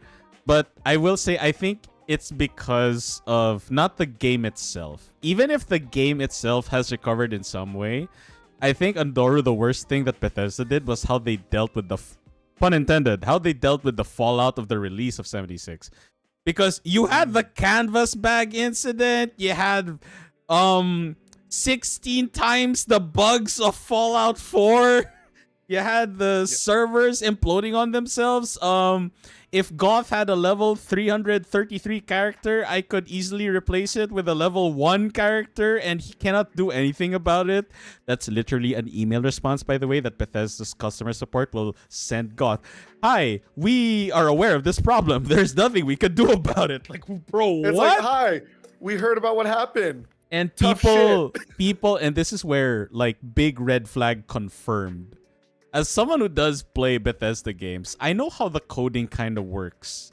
If you remember my Starfield stream, guys, the first thing I tried was player.add_item_0f. For those wondering, what the fuck did I just hear? That is a sequence of code commands, console commands that you do in every Bethesda game that will give you any set amount of the currency. So if you do that in Elder Scrolls, it will give you gold. If you do that in Fallout, it will give you caps. If you do that in Starfield, it will give you credits. It worked in Starfield. So I'm like, okay, so the old Bethesda code is still working. I even made that meme of the Star Wars meme, right? Like, it's an old code, but it still checks out. Yeah, it does. So I mean, correct me if I'm wrong, but a good majority of Bethesda games are running on the same engine. It's just that it's updated from every other title they release. No?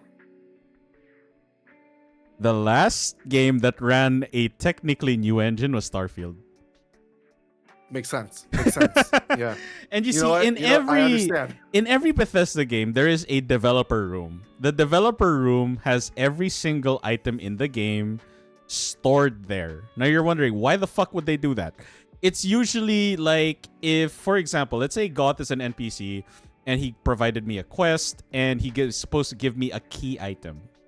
But let's say the coding, because of a combination of things I did, or maybe Goth's NPC coding is in this state where he has to like step out of a room before he goes NPC mode, and he doesn't give me the item. What the game does is that when that check fails, like NPC Goth give item to player, when that fails, they basically get the item instead of from Goth's NPC coding. They get it from the dev room to give to me. That's just one instance. Problem is, Fallout 76, which by the way is technically an MMO game with PvP elements, has a dev room. Within the first week, people actually were able to get into the dev room and got every like OP thing. Now you're wondering, Inari, they'll just ban those accounts. Nope. Did you guys watch the cartoon Smurfs? Yeah. Let's say I am a Smurf of Goth's account. What do? I get this shit from the dev room. I give it to Goth. Goth sells it for a massive profit. And then they shoot me, the Smurf. And they call it job done. Meanwhile, Goth is just sipping on his Monster Energy cocktail, like having a ball of a time. Like, yeah, I'm dripping in caps, baby. Like, man, like, holy shit. And that's just one problem out of many. And that did more reputational damage than the game itself can fix. That's the problem. When even fixing a game doesn't fix the reputation that you just screwed up.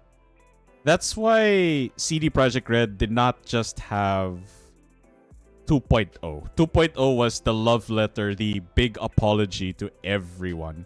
But a lot of patches before did that. They did a lot of free LCs.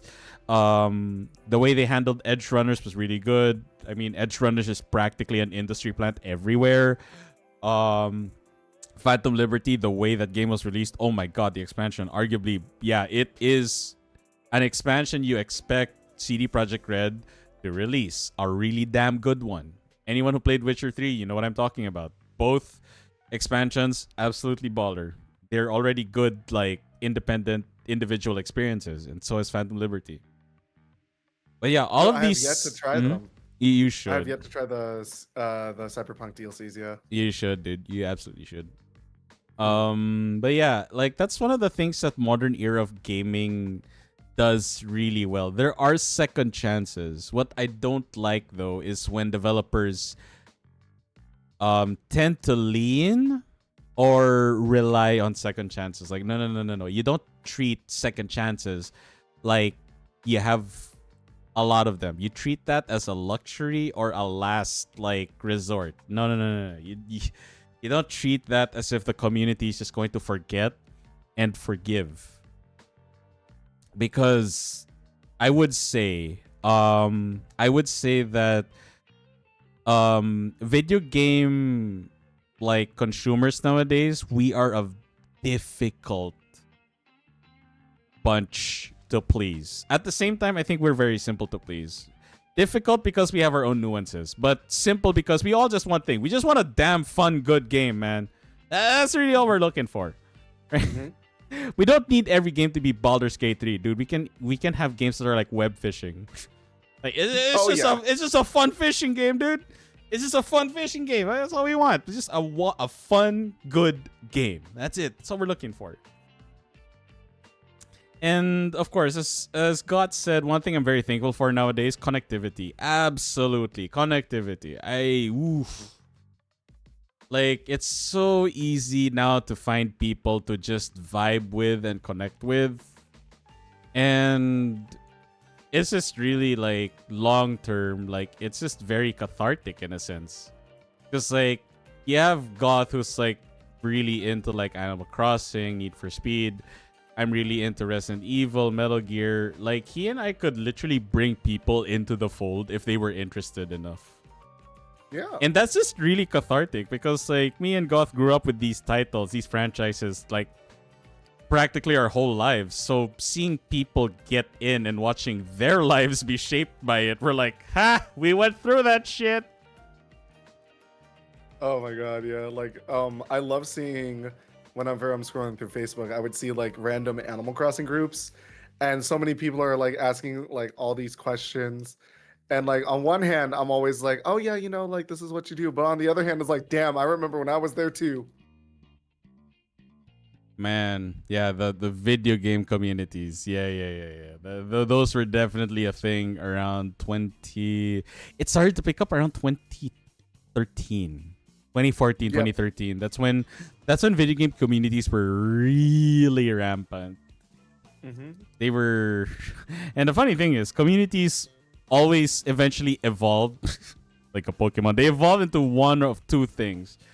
These video games community evolved into like an ambassador community where they really do a good job of getting people in, or they become a fucking echo chamber. Oh my god, yeah, the cult. duality, dude. Yeah, it's either it's either the community becomes so big that they become an ambassador, like because of the community, people are like, you know what, if the community is good, the game must be good. Or they become a cult or a echo chamber that people are like, nah, I'm out. No thanks. I don't care if your game is game of the year. If your community is like that, I'm out. Yep. And yeah, I agree with that as well, Endor. There are lots of games back then. If the internet allowed it or was there to help proliferate its identity and success, man, the impact it would have today would be something else. All right. You were saying something, Goth? Oh no, I was just agreeing with you. All right. Next question. All right, and this is where this is what I meant, Foxtrots, earlier by this is not a old versus new kind of thing, right? We're just really appreciating, games then and games now. So name a few things that games back then did better than now, and games now that did better than back then. Man, okay. This one was actually one of the harder questions to answer. Yeah. Because when you look back at games back then, back like pre 2010, it's kind of hard to sort of like pick and point what they did specifically, because we're at that point we're looking at them with through lenses of nostalgia. Yeah. So it's kind of hard to remember like if there were things that we didn't like about it, or if there were things that like we wished would have carried over, etc., etc. But for me, it coincides with the previous question, because like, yeah, the way games would hold on to their players with the presence of an online community. But then again, you wouldn't really factor that as a fault from video games back then, just because the resource wasn't available.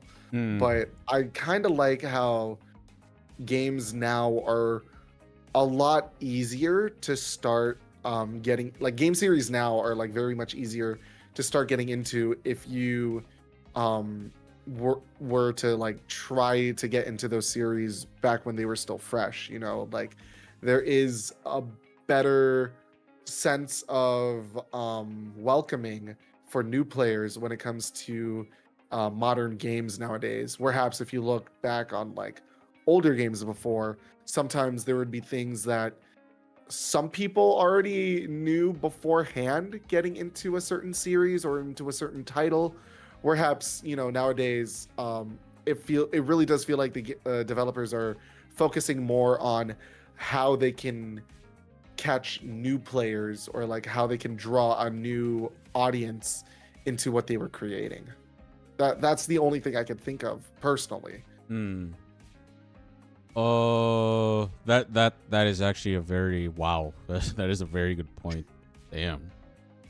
I mean, like, yeah, because when we think back to games that we grew up on, like obviously we're looking at the nostalgic points of it. We're just really obsessed over how it made us feel, moreover how we actually engaged with it. Yeah, it's Because back very then it was very difficult to different. disconnect.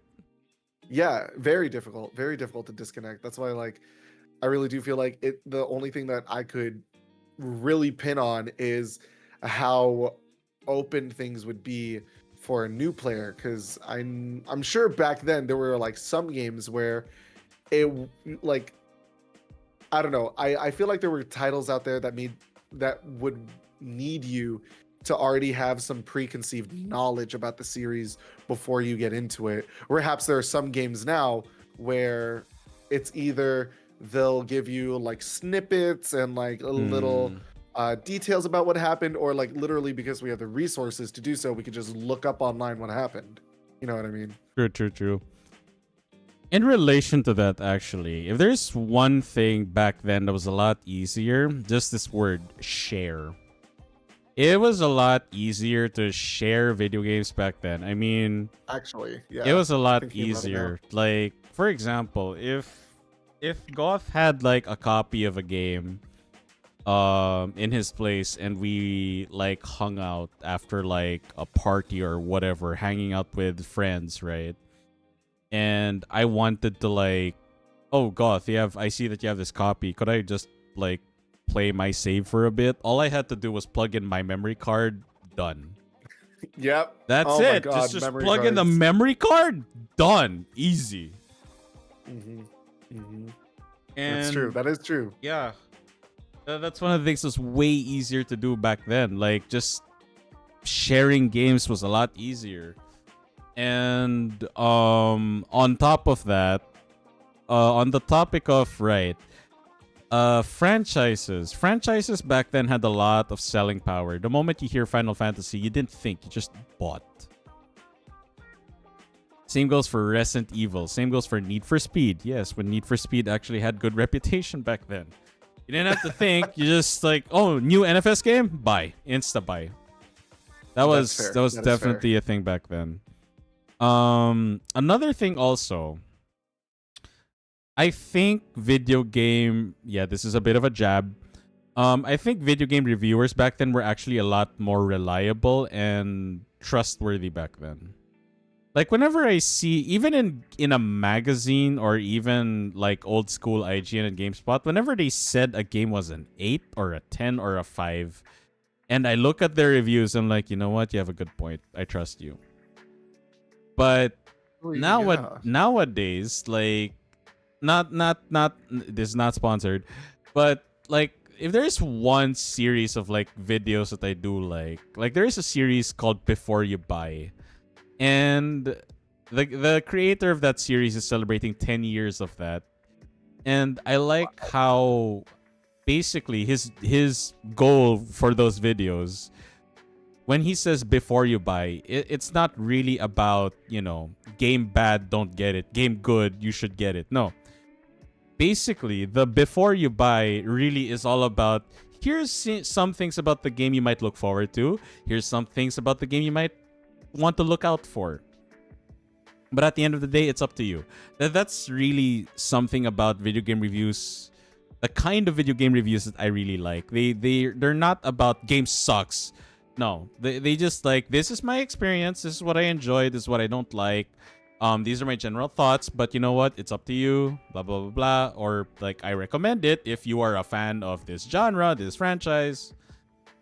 But yeah, I just think that scores nowadays have lost relevance because, yeah, as Andoru said, IGN just handing out sevens left and right, and I'm just like, man. I also think that, man, putting a score on a game back then was a lot simpler. Nowadays, I think games are just multi-layered. You can't really just put a score in it because the market is just so big and the consumers are just as complex. I mean, someone who likes shooters will just love like any shooter out there but hate like another shooter, even though it's the exact same genre, and for very fair reasons also. It's really not that easy. And of course, it really doesn't help that when I see video game reviews nowadays, like, it's very easy to spot where the bias starts to kick in. I'm like, why are you reviewing a slow-paced RPG like it's supposed to be a fast-paced action game? No, you're not supposed to do that. Like, I find it really funny that you mentioned reviews, because I'm not sure if you guys had this here in the Philippines, but have you heard of a show called Attack of the Show? AOTS. I heard of it, but I don't recall watching it. So for me, this was on MTV when, or like, I forget which channel, but it was somewhere.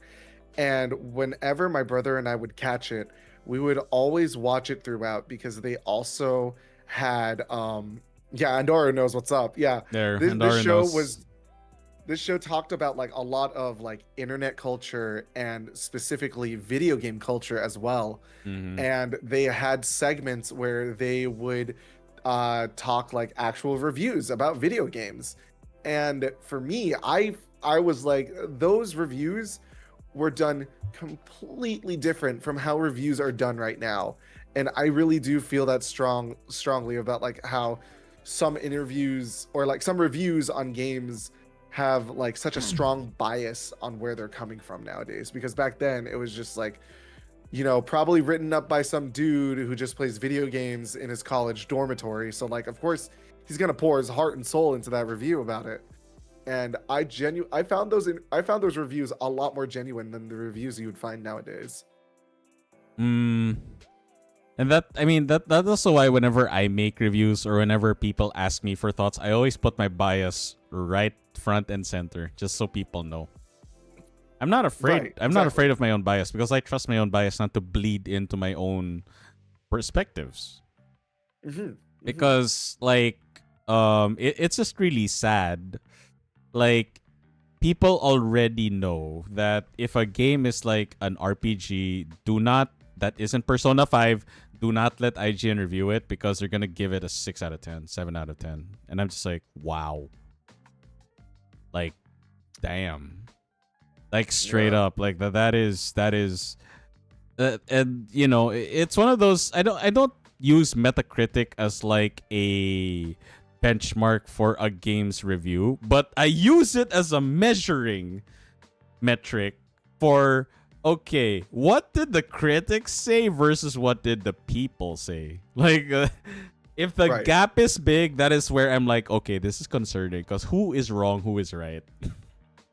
Right, and that's why I'll say this again, this is why I love Steam, because of they have actual player reviews for certain titles and games, and like it's also mentioned if like they were gifted the title or if it was like what version they were playing, and I just love how in-depth those reviews can get from just other people from the internet, you know what I mean? Yes, and it's very simple, thumbs up or thumbs down. It's not an arbitrary score because, Angry Joe reviews are always fair, brutal but fair. Yeah, they are. They are. I've kind of outgrown the rage format, but I've always applauded, like, he tries his best to be very, very fair. He tries to be very fair about it. And like the thing about because again, when I say 7 out of 10, there are some people who'll be like, "Oh, cool." There are some people that will be like, "Ew." See, that's the problem, right? With putting numbers right next to as a score, because people perceive 7 out of 10 very differently, right? For some people, Right. 7 Yeah. out of 10 means that's actually pretty good. Yeah, but some people, for 7 out of 10, it's like, "Oh, ew, don't do it." Like, unsatisfactory. Like, what? And some people will be like, "Wait, what? Really? 7 is that low for you guys? Damn." Yeah. And Like again, people would see those scores like differently.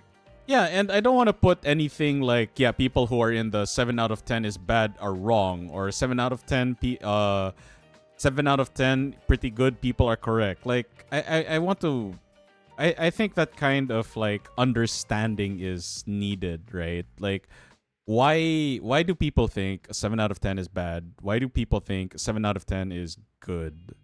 Right? And the tough part, even if for most people, as you said, Andoru, I'm a wait for the sale, we don't really know the actual numbers. Like, how much of the industry, how much of consumers actually think 7 out of 10 means I'm a wait for the sale? And another thing is that algorithm is your best friend in the best ways possible and the worst ways possible. Because, for example, if I like posts that talk smack about Tekken, the only thing that Twitter, Google, YouTube is going to feed me are those posts. That means that the more I engage with that, the more I'll believe that everyone is saying just bad shit about Tekken. On the other spectrum, if people generally just like posts that say good things about Tekken, the algorithm is going to feed them that. So all the posts, all the YouTube videos, all the Google searches that they'll get, it's just about positive stuff. So they'll believe that everyone is talking positively about Tekken. And again, I'm not blaming either side. It is a very difficult thing to do now that information is so readily available and, proliferated for you, that if you don't know how to manage that, you are inadvertently putting yourself in a trap.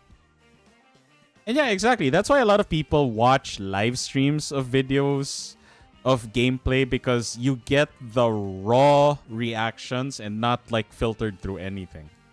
Because first impressions are not reliable, but they are the most important, right?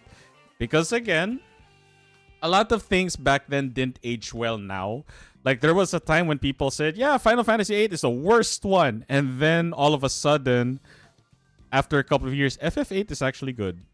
I have seen so many games that people dunked on before, and they're calling it hot shit, like really good right now. And I'm like, it was always good. You guys just trapped yourself in the discourse that it sucked. Not even games like, again, FF8, Square Enix did patch that shit. FF13, they didn't patch that shit either. Those games did, a lot of games back then, a lot of games that people thought were crap, they were never patched. It's just that the first reaction, the discourse was just so bad, they believed that it really was bad.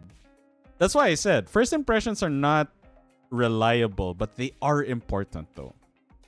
But again, it's not the be all end all. Because again, like, Mhm. and of course, like, if there's something that games back then did well, um, I know a lot of people use the defense of like, it gets better after X amount of hours. A game should not get better for it to be fun. It should be fun from the very beginning.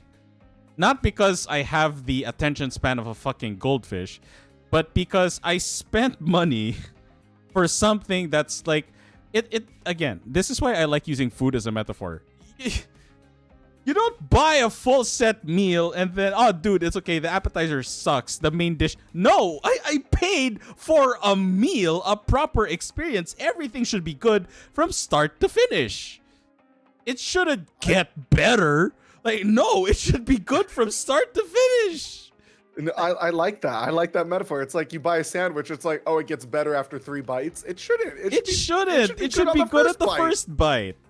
Yeah. The first hour should be good. It should get better for me to have fun. If it gets better, good.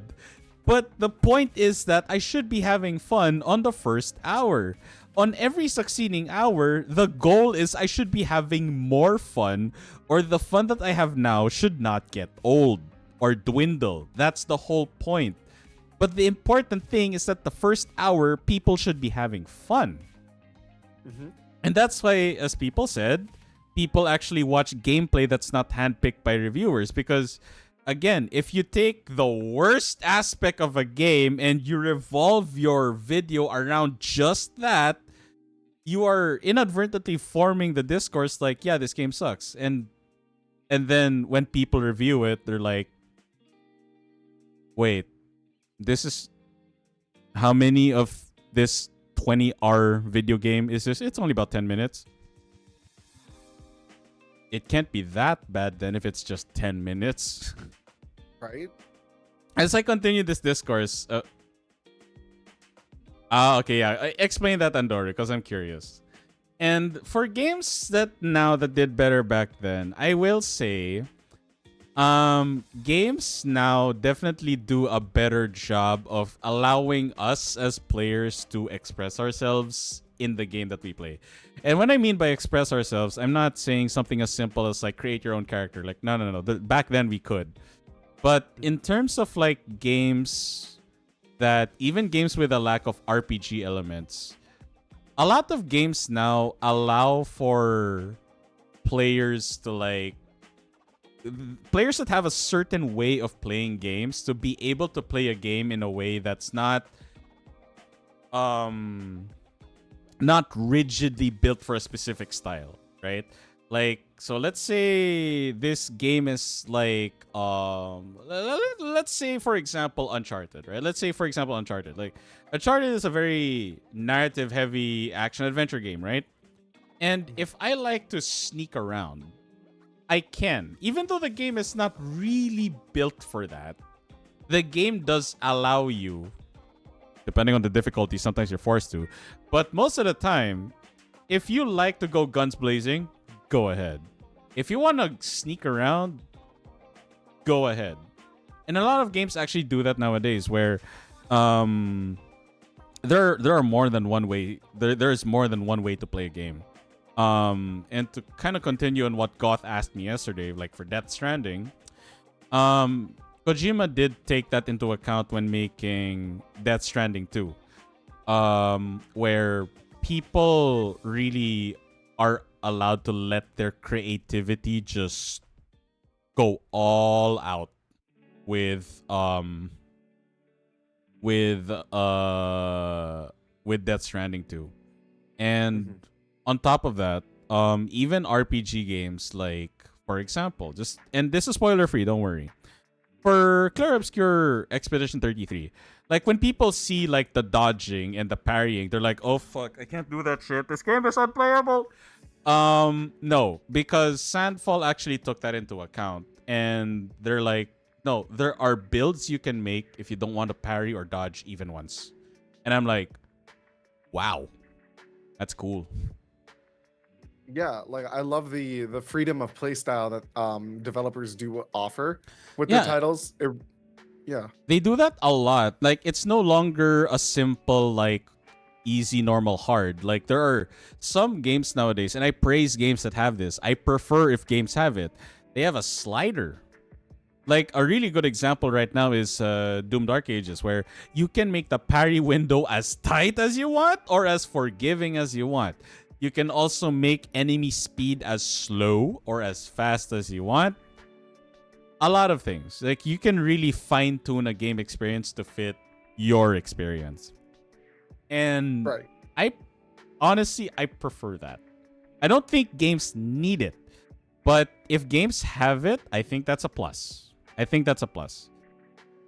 Yeah, it really gives you that freedom of being able to play how you would want to play a game, and I really do appreciate companies that are just straight up like, yeah, if you wanna go balls to the walls, crazy, guns a blazing, that's an option.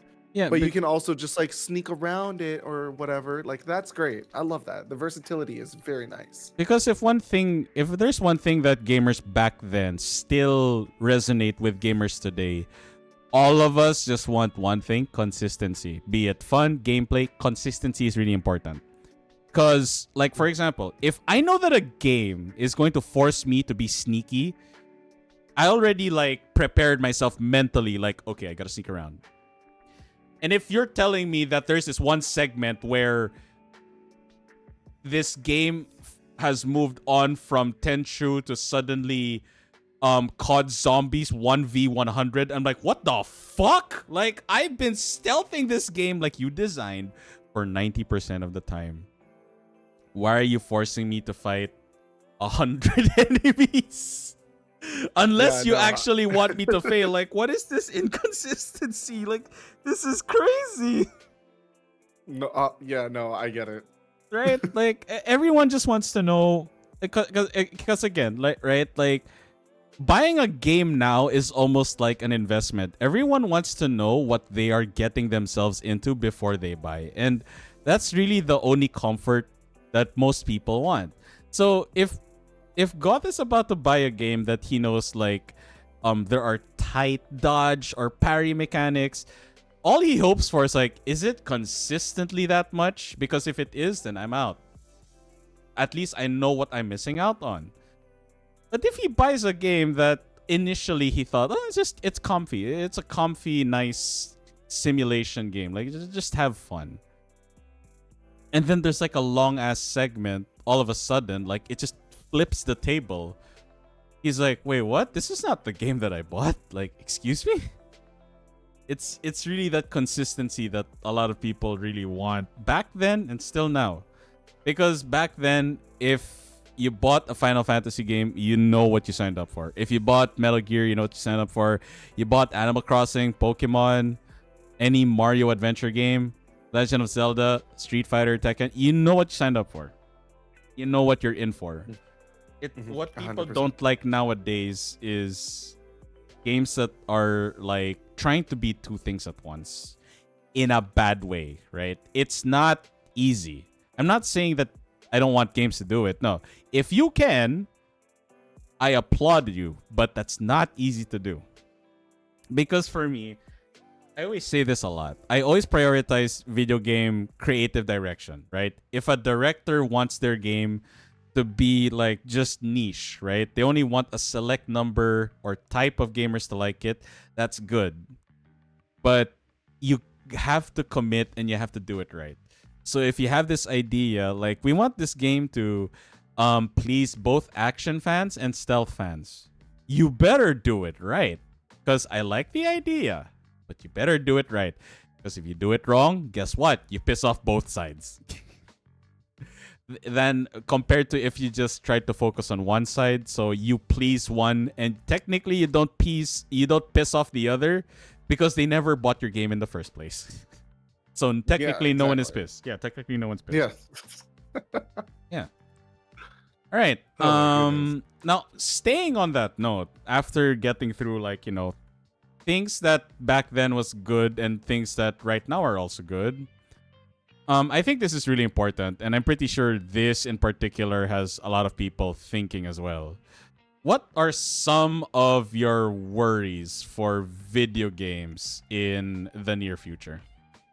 Oh my god. I mean, like one of the big things that comes to mind is like something that's already happening right now, like with all the paywalls and everything. You know, like on one hand, I understand paywalls for like DLC and for like added content and whatnot. Like I get Mm. that, you know, but when it comes to a point where it's literally to actually play the game is when I When it's would just throw predatory. my arms up.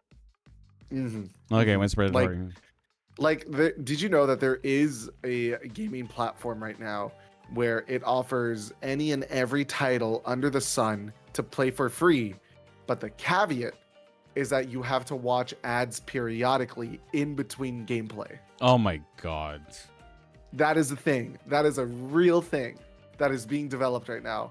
And I don't know how to feel about that, because if that's just as a platform so you can play these games, what would stop a game company from putting actual unskippable adverts within their titles? You know what I mean? Mm. I mean, like, I get product placement. Like, I get, like, you know, there were Burger King ads in Need for Speed Underground 2. Like, that shit was funny. They were on the billboards. That's tasteful. But I'm talking about, like, what if it was, like, an unskippable cutscene where it literally is just a minute and 30 seconds of product placement? Like, I wouldn't know how to feel about that. I wouldn't get the game at that point. I understand that. My god. If there's another thing, because of here's the thing. Because of yeah, broken releases is one thing. But I think like yeah, I did mention earlier, I really want devs nowadays to get that out of their head that we can just patch it. Like please, God no, stop. Mm-hmm. Like patches are good like as a band-aid, but like if the problem of your game is an open gash, you should not have released it in the first place. You should have Right. fixed It's it like before you released it. like the patches are a good band-aid, but it shouldn't be a lifeline. It shouldn't be a lifeline. It shouldn't. And for me, because getting into gaming now is not exactly easy because of like the price of hardware, the price of console, and the price of games. There is something that was very common back then that I find it strange that it's very rare now. A beautiful four-letter word. Can anyone in chat or maybe even Goth can you guess? Four-letter word. Four-letter I'm word, bad. very common back then. Really fucking common. Oh, demo? Bingo, demo.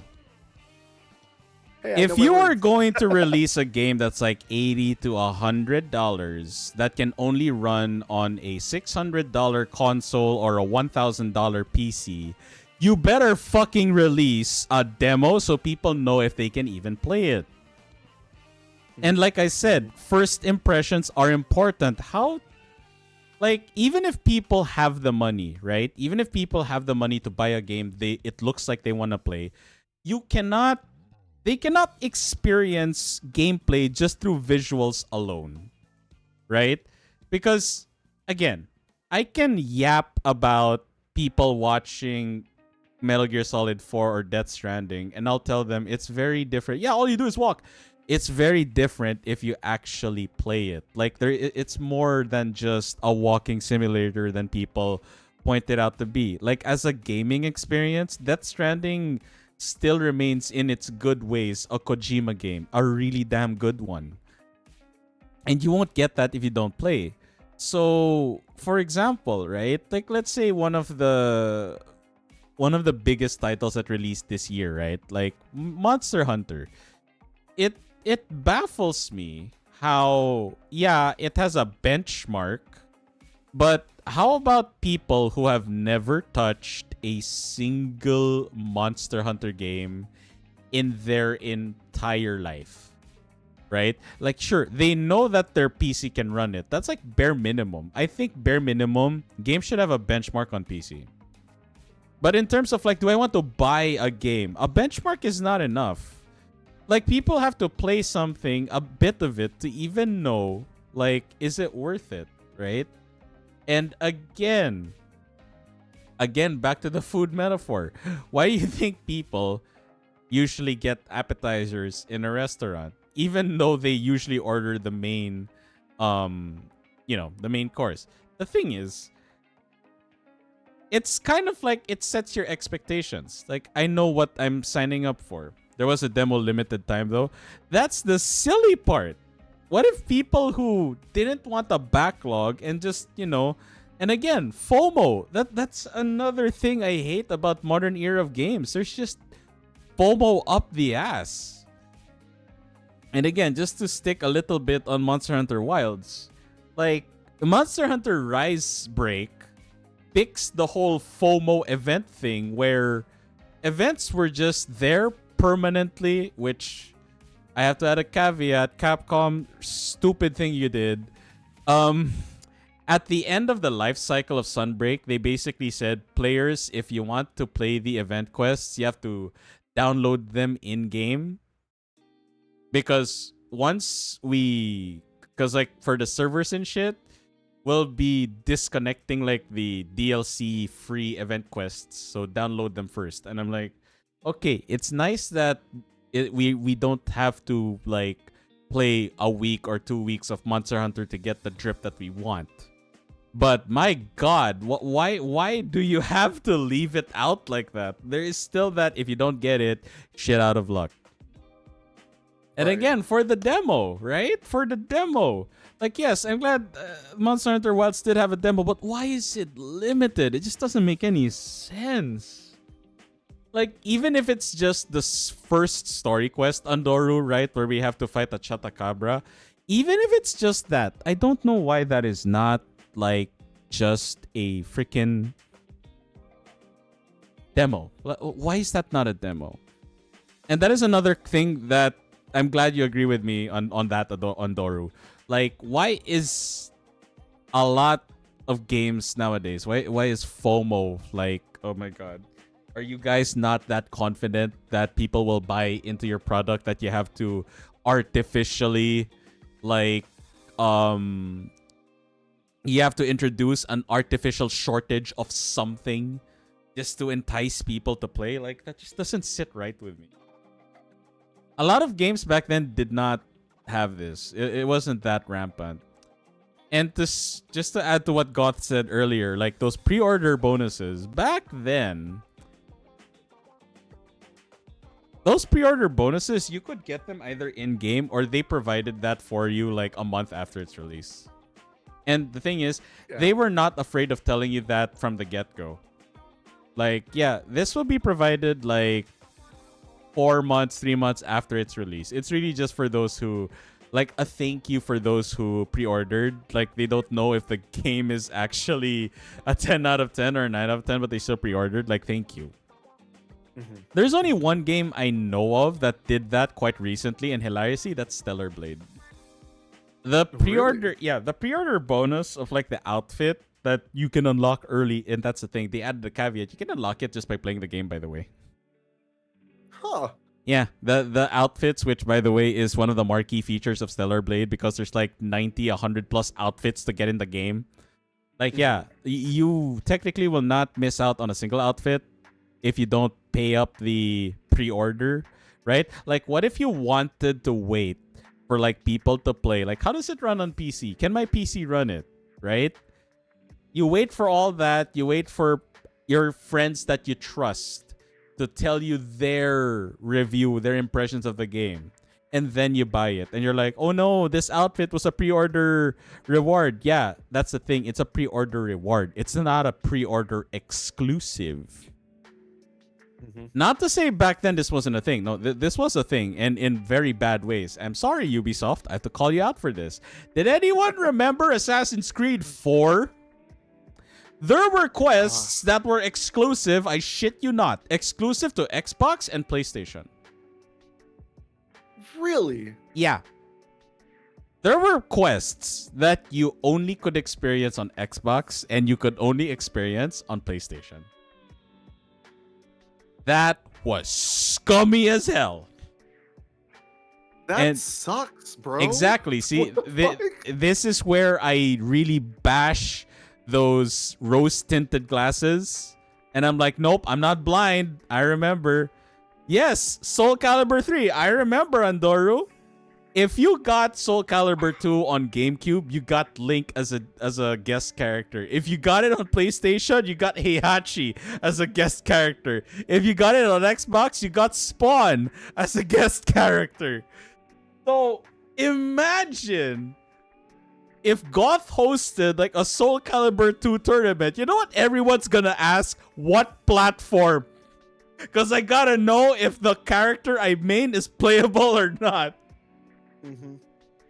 And what if Goth sees like the RSVPs and the numbers? Like he asks for a census. How many of you play Link, Heihachi, Spawn? And then there's a very nice divide of 33%, 33%, 34%. He's like, fuck.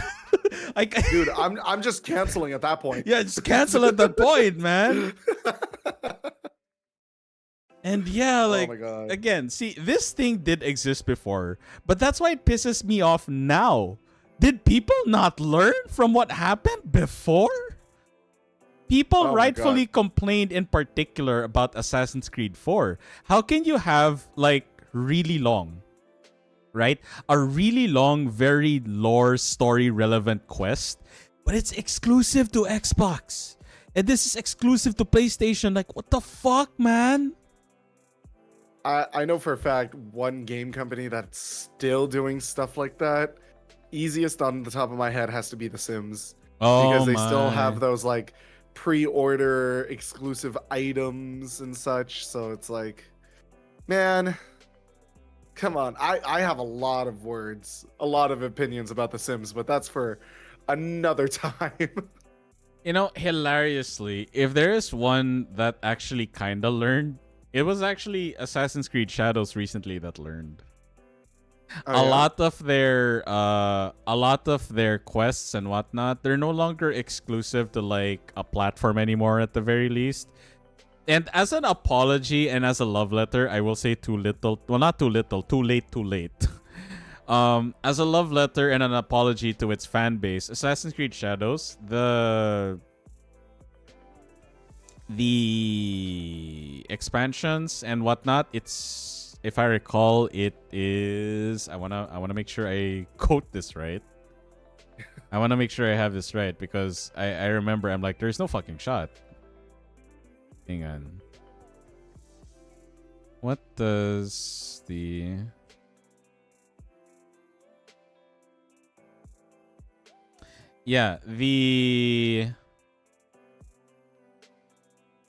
hang on.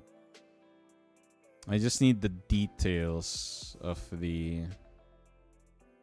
No, that's the Assassin's Creed bundle. Because of the Steam Summer Sale, damn. Yeah, but that's right. Summer Sale's on. Yeah. The hell is in this edition anyway? Never.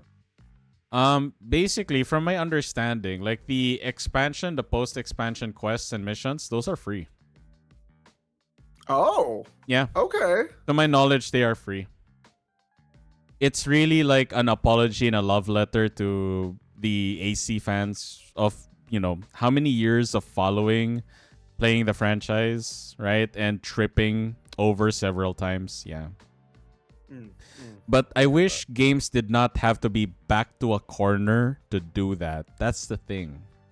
Because if there's something that I don't like about games also, I'm worried, is that games will become more reactive than proactive. And this is what I mean, right? And yeah, just to give an example, thank you, Skull. Region locking. And again, look, I don't want to state it as a fact, but the coincidence is too much of a coincidence for it not to be a fact. All right? Stellar Blade, which was region locked 2 weeks prior. Or no, a month prior to its release. 2 weeks after that, when the demo released, it wasn't region locked anymore. I could actually wishlist and buy it. After a lot of people complained. Yes. And then, on its release, the Acclaim comes out. It's a great game. It's optimized on PC.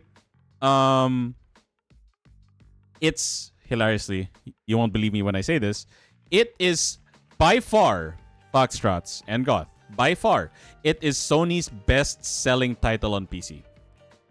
Not God of War, not God of War Ragnarok, not Last of Us 1 or 2, not Ghost of Tsushima, not Marvel Spider-Man 1 or 2. No, not from their first-party developer studios. It's from Stellar Blade. It's by far their best-selling PlayStation title right now. Best-selling. And what is the most common thing that it has? It's not region locked. What happened after all that acclaim? Best-selling PlayStation game on PC. Literally what? 1 million copies or something within the first 2-3 days or some shit? Like, what did Sony do after that? I really, again, caveat. I don't think it's a fact, but the timing is too much of a coincidence. They unregion locked Helldivers 2, which a lot of people have been complaining about, me included, for a year. Marvel Spider-Man 2, God of War Ragnarok, Last of Us 2. Ghost of Tsushima remains region locked. Pisses me off. But the fact that a lot of their big hitters, they unregion locked it, I don't think that's a coincidence. I honestly don't. And here's the thing. Before God asked me, wait, does that mean you had to also do the same for FF7 Rebirth and 16? No, because Square Enix said, fuck Sony, we are going to aggressively pursue multi-platform strategies. A game is at least, usually, on Sony, when it's exclusive, it's at least a year of exclusivity. I'm not sure if Kojima will do the same for Death Stranding 2. But if we want to play Death Stranding 2 on PC, which I will patiently wait for, I have to wait for at least a year.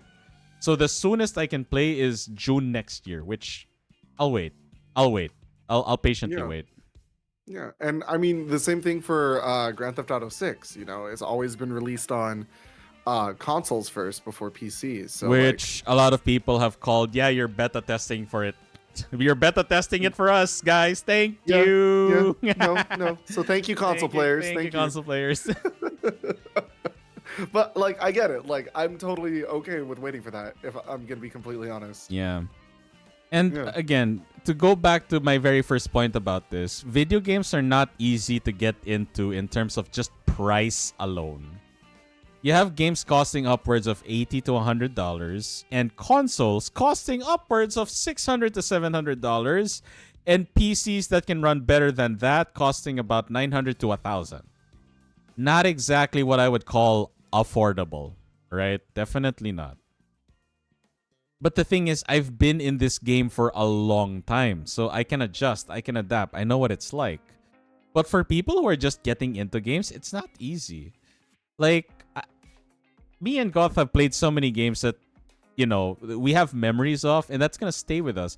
But how is someone right now, unless they emulate, how the hell are they going to relive the experience of, you know, Resident Evil director's cut with the shitty voice acting? How they experience like Animal Crossing where, item slots? What are those? Item slots? Item slots. Fuck. Right. Stackable fruit? A loft in your Sims house? A loft? Bro. Bro, no. Typical American household, you go, dude. There are a lot, like, playing games before is practically, unless they've been remastered or released on GOG, impossible. Which really fucking sucks. Really, goddamn it sucks. 100%. And that's just games back then. How about new ones? Like I said, consoles are expensive. Video games are getting more expensive. And Jesus Christ, controllers alone are getting more expensive as well. And it doesn't help that companies are starting to get more predatory with their practices. And I just to say that I am not biased, I can say at least one for each platform. Look at Nintendo. Look at this wonderful playable welcome manual that you can interact with to know more about your Switch 2. $15. Nintendo, what are we doing? $15. What's going on? 15. All right. PS5 Pro. PS5 Pro. The stand is separate. I'll say that again. The plastic stand is separate. Had to get so close to the microphone for that. Separate. It's separate. Oh, and by the way, what games did they showcase? Games that are PS4 era games like Last of Us 2? Brother. Okay, what else? All right, let's see Xbox. Oh boy, Xbox. Let's see. You've practically abandoned your console players, and one major flaw. This one, the reason why till this day I am never getting Game Pass. One major ass flaw. Unless the game is published by Microsoft, it is not going to stay there forever. I'll give a horrible example. Cyan and Lies of P. He played Lies of P on Game Pass. It left Game Pass a few months ago. Can't play it anymore. I can give you a better example too. What? I played Coral Island so religiously. No. And then I took a break. And then guess what? Coral Island announces they're coming out with a multiplayer update. And they had a new outfit selection for some of your favorite characters. One of them being Hot Daddy Mark. I boot up the game to try and play it. EOS on Game Pass. There you go. Like, make it make sense. Make it fucking make sense. Mm-hmm. And of course, unfortunately, on Steam, on one end, you have Sony who's region locking us up the wazoo. You also have games that are just horribly, like buggy as hell on PC because for now people are struggling to release a solid PC game on release. And by the way, we are under a very unforgiving GPU war. Oh my god, that's right. Like on one end, AMD is getting there, but it's still not as stable as like peak Nvidia. And Nvidia, AI, yada yada AI, yeah, blah blah blah blah blah AI, blah blah blah blah AI. Oh, did I mention AI? Right, AI, Nvidia. Yeah, Nvidia has forgotten that their main market, the market that has stood with them all these years, is the gaming market, and they've made it very clear that they want to go away from that. They want to go for the more corporate computers and shit that need GPUs, and I'm just like, bro, you're straight up abandoning the community and the market that made you. Mm-hmm. And by the way, the brand that people made fun of, Intel, they are piercing the GPU market. No, Intel's got their shit locked and loaded, honestly. Like, I'm surprised. It shocked me. Like, I can imagine AMD and Intel shaking hands. Are we fucking NVIDIA right now? Yeah, we are, bro. Oh my god. You know what? We love a good underdog story. That's for sure. So yeah, like even PC gamers are not exactly in a haven right now, okay? Because again, we also have to deal with hardware bullshit, and again, software issues as well, right? Windows wants us to move to Windows 11 when Windows 11 looks like a buggy as fuck mess. I will never. By the time they say that I gotta upgrade to Windows 11, I am installing SteamOS. That or Windows 12. There's always that middle, like... Yeah, it's always the... Oh my god, yeah, no, you're right. You're absolutely right. There's always that one OS that they release that everyone avoids like a wildfire. And before anyone says... skip it to the next one. Well, before anyone says, but is it Windows 10 after Windows... is it Windows 10 after like... What's this? Windows 8. Windows 8 sucked. No, guys, don't forget. It was Windows 8.1 that was good. Oh yeah. 8 sucked, Oh my and then God. 8.1 was goated. Oh my god. And then 10 was actually pretty good. And then we're back to, 11 is shit. And again, just Honestly. to give you guys an idea, how bad is it on PC, guys? Look. NVIDIA GPUs in the trio of GPUs. Here's the thing. For bang for your buck, arguably it's a coin toss between Intel and AMD. But in terms of like compatibility with a lot of software and hardware, NVIDIA is king. Every game, every software that is on PC, the first proprietor of like compatibility is always NVIDIA. They are always compatible with NVIDIA GPUs. Here's the problem, right? Here's the problem. If you want to use all the features of NVIDIA, which is not just DLSS, but frame generation, which by the way, I think is a hack, a good one. I think it's a really good hack, right? I think it's a really good hack. One of the best AI technologies that GPUs have come up with recently, frame generation. I think it's great. Here's the thing. You need what is called hardware accelerated graphics scheduling on Windows. HAGS, as people call it. Big problem. Unstable. Oh, you paid $1,000 for our state-of-the-art GPU that has frame generation? Do you have a really super unstable software feature enabled on Microsoft? Well, how about AMD? Oh. AMD and Intel don't need that. Nope, they do not. They don't need HAGS for frame generation. And here's the thing. A lot of games learned. That's why more and more games allow, like, you can use NVIDIA DLSS if you're using a NVIDIA GPU. And then AMD FSR frame generation. I'm like, wow. That is ridiculous. But yeah, there are a lot of things really to be worried about in the near future. And here's the thing. It's, in a sense, it's kind of out of our hands. It's not really the quality of games or the quality of hardware that we have. It's how companies are handling them, really, that I'm worried about. Like, am I going to be worried that the next Resident Evil game is going to be shit? No. Is Goth worried that the next Animal Crossing game is not going to have the same magic that New Horizons had? No.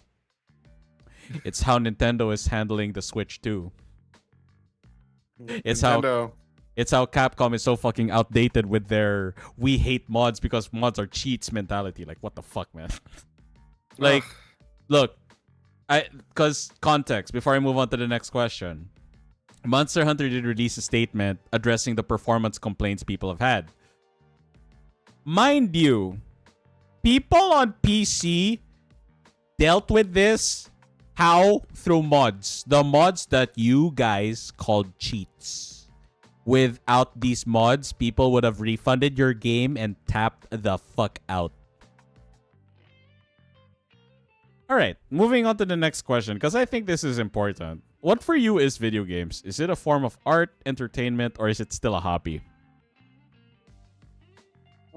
So, personally, for me, the way I would answer this is it really does depend on what you're looking for. You know, like sometimes there can be like there are games out there that are really centered on it working as like a performative art style, you know, like the way that you would explore or the way you would progress in the game.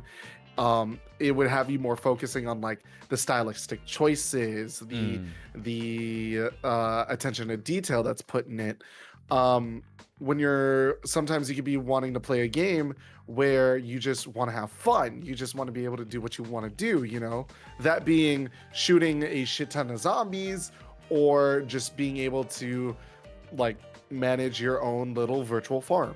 And then you would also have games where it would get you to want to learn more about not just the mechanics in the game, but how that can actually be reflected on a day-to-day type of field. You know, like if you were to really think hard about what you're doing in the game and how that can translate to how you are in your daily life, you know. Hmm. And then of course there are games where you just want to like boot it up, explore it, have fun. Maybe you want to make it into like you want to like start sharing a story about what you experience and whatnot. So it really does depend on like what you're in the mood for. I feel like it really does play along with like what your emotions are at that point in time on what you want to find or what you want to do. So for me, it's really about just the overall standing of if you find it enjoyable for what it is, then that's okay. Then that's cool, you know? I completely agree with you on that point. I mean, video games definitely, I would say, it's more. Video games are more than what it was like 20, 30 years ago. I mean, back then it really was mostly like a toy or a hobby. But then with the advent of blockbuster video games, it became a form of entertainment, right? And then with absolute bangers of titles that make you question a lot of things, it was a form of art. And I'm not even talking about Last of Us, but even stuff like Spec Ops: The Line. Oh my, that game. Yeah. Yeah, that will make you question a lot of things. But just games like that, right? Like, they transcended what people thought games were. Because, like, back then, video games were not so different from the same games people, you know, spent their quarters or pesos for in an arcade. They're just a thing people do on the side for fun, right? Yeah, it's very funny how Goth can say, yeah, I run a auto mill conglomerate on my island run by my COO Randall. And on the other hand, I can also say, yeah, I have spent 1,500 hours in Spain without the S. Exactly. It really And is. those like, are all still video games. And there is an art in that. There is an art in turning your summer vacation island into a money mill of a corporation. There is something entertaining about watching someone finish a game that is about 10 hours long, done in like 3 hours. Yeah. For 1,500 hours. It really is about like what you choose it to be at that point. You know, it's like they like publishers would give you a title and they're just like, so this is what the game is about. This is what you can do in it. Yeah. But it leaves us open to interpretation on how we'll find the ways to enjoy it. And yeah. But what I think, though, that I want the developers to remember is that just about every industry has not forgotten their roots. Movies still want to be entertaining. Music still wants to be something celebrated, you know? Like grassroots. And video games should still be what it was when it was first incepted, right? It's still something people do for fun. And if people's first thought is I can't afford it, like, that is concerning. What is even more concerning is how most corporations now are thinking, how can we make money out of this, instead of, is this good? Or as a certain person from EA said, is this good for the player? Yeah, can you guys ask that more often? How is this good for the player? Yeah, no, I agree. Look, Like, again, instead of finding, like, I'm not raising my anti-corporation pitchfork. Like, of course I want these companies to make money. That's what companies and businesses are about. Their priority is to make money. But they must also understand that a transaction is a handshake. Your consumer must want to spend money. Not, yeah, sure, you're making money out of our money, but we must want to actually do it. It's a handshake, not a you pull my hand and then, yeah. It has to be a mutual one. there are a lot. There's no shortage of games that do that now, of course. There are a lot. But I think for those who are in charge, a lot of them have forgotten. I mean, I still kind of tear up internally when I remember Satoru Iwata's very first speech in E3 when he was president of Nintendo. The first time he made a speech ever since he became president of Nintendo. I still remember vividly. He said, "In my business card, I am a corporate president. In my mind, I am a game developer, but in my heart, I am a gamer." Yeah. He didn't just say that. He practiced that. When the Wii U flopped hard, he cut his pay in half just so that everyone stays employed. Meanwhile, most industry news we get from companies is layoffs. Every fucking time. It's always layoffs. Yeah. No, Like, I know someone who was in the game company. And for people who was who in a game company. Yeah, and for people who defend these corporations, how are you affected? You just consume their product. Dude, my money goes to the company. I'd like to know that the people who worked hard on the products that I enjoy are getting paid. It's a consolation. It's a comfort. And for fuck's sake, we're human. We have a thing called conscience. Not to say that the absence of that is bad, but if it doesn't hurt for you, good. But what you don't do is ridicule people who are hurt by it. If there are people hurt by a layoff, like, it must be for a good reason, even though in your head, there's no reason why you should be hurt. But the reality is, people are hurt by it. Because, again, people forget that a corporation is not what makes their games. It's the developers, the people in these corporations that make it. Do you really think that it is Phil Spencer that makes the decisions on the ground level of what kind of game Starfield's going to be, what COD is going to be, what Avowed is going to be, what Hi-Fi Rush is going to be? No. He's practically at best a figurehead. But I'd still like to believe, and that's the thing. That's why I said earlier I don't raise my anti-corporation pitchfork. There was a time when these corporations had leaders who were on our side, who were gamers at heart. I want to believe that there are people still like that, or who are trying to be. Because that's really the only comfort we can really have. The only kind of, like, I guess, control we can have. Because in the long run, when there are people like that in charge, you know that in the long term, any decision made in the industry has us in mind. That's why. If I know that a gamer is in charge of a company, that means that there is a higher chance that every decision made by that company is made by a gamer, not by a corporate president. Because again, remember, that's the metaphor that I understand through Iwata. His business card says he is a corporate president. His mind says that he's a game developer. But his heart is a gamer's heart, which means every decision he makes, the first instinct that kicks in is not the instincts of a corporate president or a game developer. It's a gamer.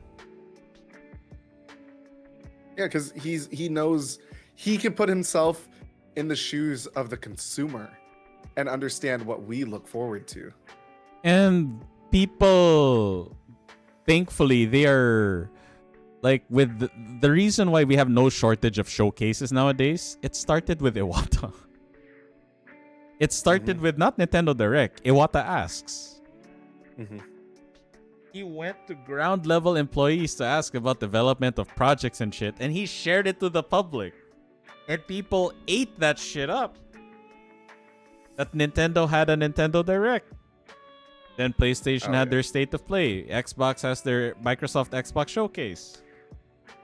Of course, we have Summer Games Fest. Capcom has their own showcase. A lot of companies, everyone has their own showcase. Meanwhile, devs in Blizzard, don't you have phone? Yeah, that statement. Oh my god. And I swear to God, Andoru, best statement ever by the guy who is no longer president. Thank God. You don't want that. You think you do, but you don't. You don't tell a customer what they don't want when they tell you what they want.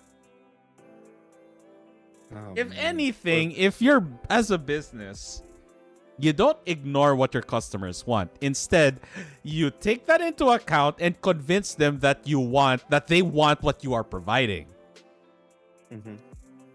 It's not like, again, it's not like we hate what you have. It's just that we have something that we want, and you're giving us something else. So either pander to us or convince us to like what you have. Right? Mhm. But don't give us the middle finger. You don't think you know what you want. Like, huh? What? But like that's the opposite of like That's how the- you do a sales pitch. That's the opposite of how you do a sales pitch. Exactly. That's not how you're supposed to sell. Jesus Christ. Mm-hmm. Yeah, I want my car to not to automatically lock if the key is out. You think you don't want that, but you don't. You actually want it. Bitch, I just said what I don't want. Very accurate. Very accurate. All right. Last question, which I want to move to a more positive one, right? What is Right. your love letter to video games today? You know, oh my God, this actually was one of the questions that I had trouble answering. Like until now, I don't have a solid answer for this one because there are like I ever since the Southeast Asia Games Showcase, the Cozy Direct, and all that, I have been playing a ton of demos, a ton of indie projects that have been showcased through there. And honestly, it's hard for me to pick like a love letter game to a series, but what I find more of a love letter is these indie developers that are starting to like come up on people's radars in terms of like the titles that they're making, the games that they have people looking forward to, because they're really putting it in a sense of like they're not pipelining us like they're not trying to make a pipeline of payments between us as a consumer and them as a company. They're really putting out a lot more. They're trying to put out something that they themselves as gamers enjoy, and they want to give to us as a consumer, which are also gamers. And I love it. I love the spring of new indie companies coming up nowadays, giving out a passion project, something that they say they've been working for years on, just to give us a specific experience that they feel like them as gamers enjoy, that we would also enjoy. And I absolutely love seeing that. I love seeing these people with so much drive and passion to showcase something that hasn't necessarily been done before by bigger AAA companies and titles. That it really is giving like the purpose of, hey, we see like we get these big companies are doing these kind of games, but let's like slow the roll and try this for a hot minute, because this is something we wanted. Maybe it's something you'll want as well. And I absolutely love that. I absolutely love how they're putting such a great foot forward in creating these titles. And I genuinely look forward to seeing how these companies evolve as not just an indie company. I can't wait to see them take their first steps as like a big title company in the future, because if they're already out of the gates just putting all their passion and love into a title, like what more when they have more resources? Like some of these devs are just like single team devs too. Like it's just one person that wants to create something, like web fishing, for example. Web fishing is just a game about fishing, hanging out with friends, and dressing up yourselves to look cool and cute and whatnot. No strings attached. Literally, no strings attached. Exactly. Like nothing's behind a paywall. I don't have to like shell out more money just because I want a specific t-shirt. And the fact that they also embrace their modding community because they also want the game to literally be more than what it was when they released it. I absolutely love that. I absolutely adore these people who have all this talent and passion for something that we have so much like passion and love for. And yeah, I can't wait for the future for these people. I genuinely can't. I hope for nothing but the best for these developers, for all these indie devs. That is a good one. For me personally, to add to that, right? To add to that, I want video game companies, because I know developers don't. I want video game companies to not forget. I want video game companies to not forget that don't forget to make a good game. Because I swear, you look at games like Fortnite, Genshin Impact, Call of Duty, Diablo, World of Warcraft, F14, Mario, anything. You see the amount of money and sales they make. Hell, Stellar Blade on PC. You see the amount of money they make. As the CEO of Larian Studios, Sven Vink, said, there's no secret to it. There is no secret to it. All of that cash flow, everything, all of the acclaim, the critical success, the accolades, everything, it all comes down to them being a damn good game. But Inari, it's a gacha game. Of course, it's gonna make billions of dollars. Do you think? Tell that to every gacha game that has gone EOS that also made close to the same amount of money. It's because the game sucked. It's not because they weren't predatory enough. It's because the game sucked.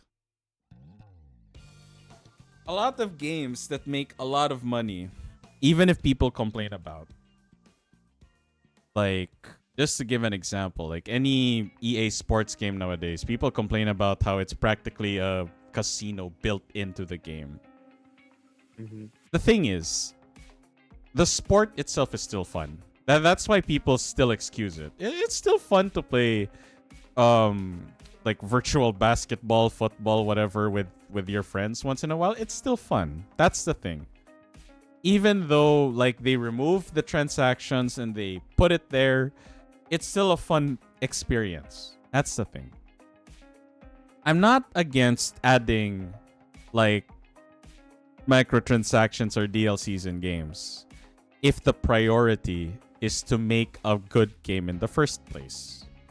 And also caveat, it shouldn't be predatory. Like Goth said, if there's something that is a major turnoff for any gamer, it's anything being gated by something. That is inexcusable. If you, 100%. for example, right, if something like if a drip in Animal Crossing is gated behind, oh, did you collect all the bugs? That's like, okay, nope, that just means I have to lock the fuck in. I have to game. All right, cool, I can do that. Yeah. Did you collect all the proper paintings? Did you make sure you didn't buy the fake ones? Oh, you did? Good job. Like, okay, yeah, that's a skill issue. All right, I got it. All right, awesome. Yeah. But if the excuse is like, oh, look at this really nice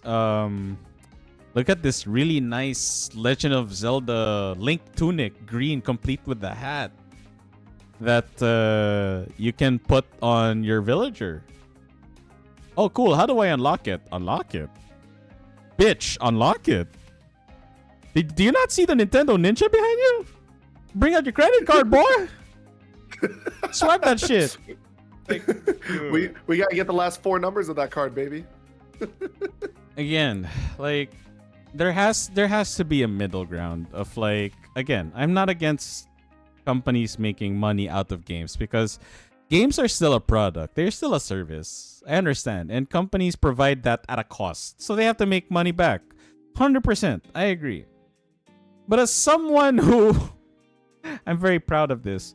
As someone who was the ace in the class when it came to business ethics, I swear You cannot be this blatantly greedy and provide a shitty game experience and not expect people to call you the F out. Mhm. Because the first thing that people will call you the F out for sure is if your game sucks or if it doesn't. If you have on top of that greedy, predatory monetary practices, even worse look. And again, the priority should still be, as a video game company, or is the same priority for any company out there, make a good product / service. Mhm. If you want us to spend more than the price tag, convince us to, not force us to.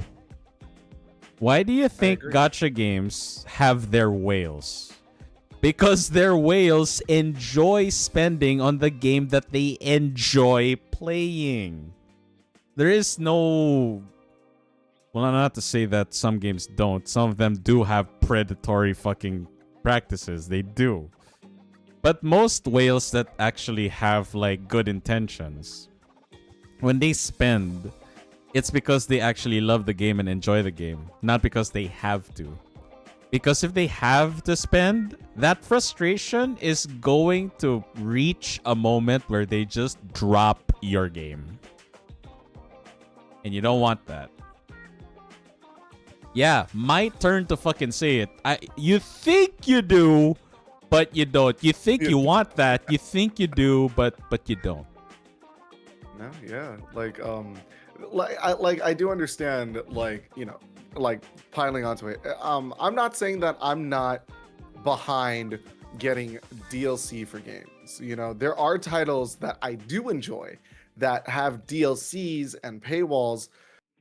Um, but like I'm okay with it because I enjoy the property in the first place. Like, you know, the suspicions of Animal Crossing having a Switch 2 version, like that needs the Switch 2 upgrade for it. If and when that happens, I know in my bones that I will enjoy Animal Crossing regardless. So if I need to pay to get a little bit more out of that experience, I genuinely would. I'm okay with that. Because, yeah, the point being, I enjoy the game. I enjoy the game for what it is and what it's been. So, of course, I'm going to give that money. That's what it is.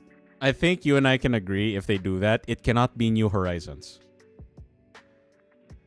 Well, so what, like, It okay, would be going into my because it would be kind of scummy if they had an update expansion for New Horizons, but it's exclusive to Switch 2. I think that's kind of mean.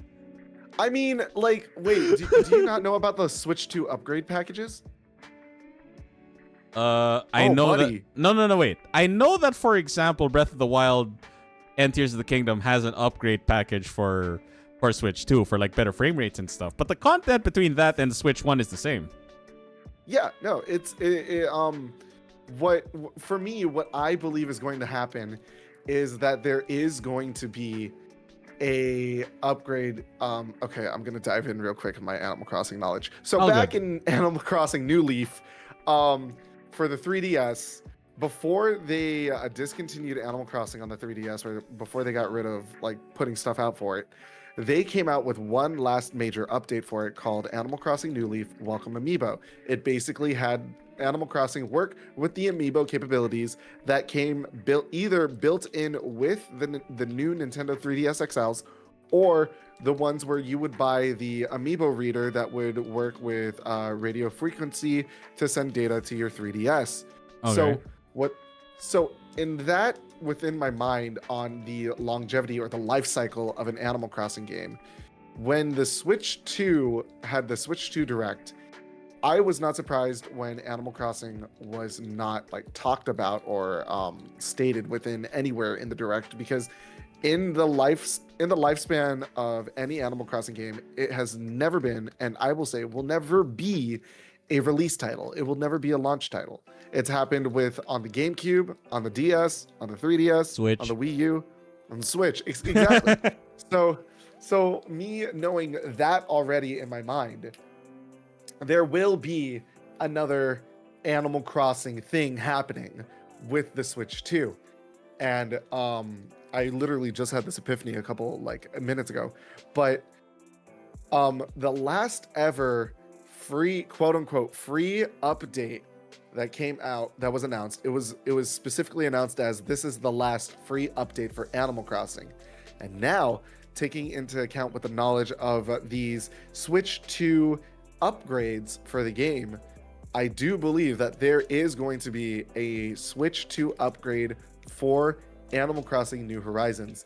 I still can't pinpoint if it's going to add more items or if there's going to be more gameplay, but I do believe that if the Switch 2 upgrade is announced, there will be another update coming into the original Animal Crossing New Horizons for possibly added content or whatnot. Still up in the air because a lot of people don't know how they plan to release this. But in my mind, I am saying to myself, yes, if it does end up being a Switch 2 upgrade for more gameplay, personally, I already know in my heart that I love Animal Crossing as it is. I'm okay with shelling out a little bit more money for an added experience for it, is what I'm saying. Oh, that if that's the case, then that's fair. Yeah. That's totally fair. Like I said though, like my caveat is, again, like, if it is a substantial update, right? If it is a substantial update, like, what was the new feature, like the coffee shop? Was it?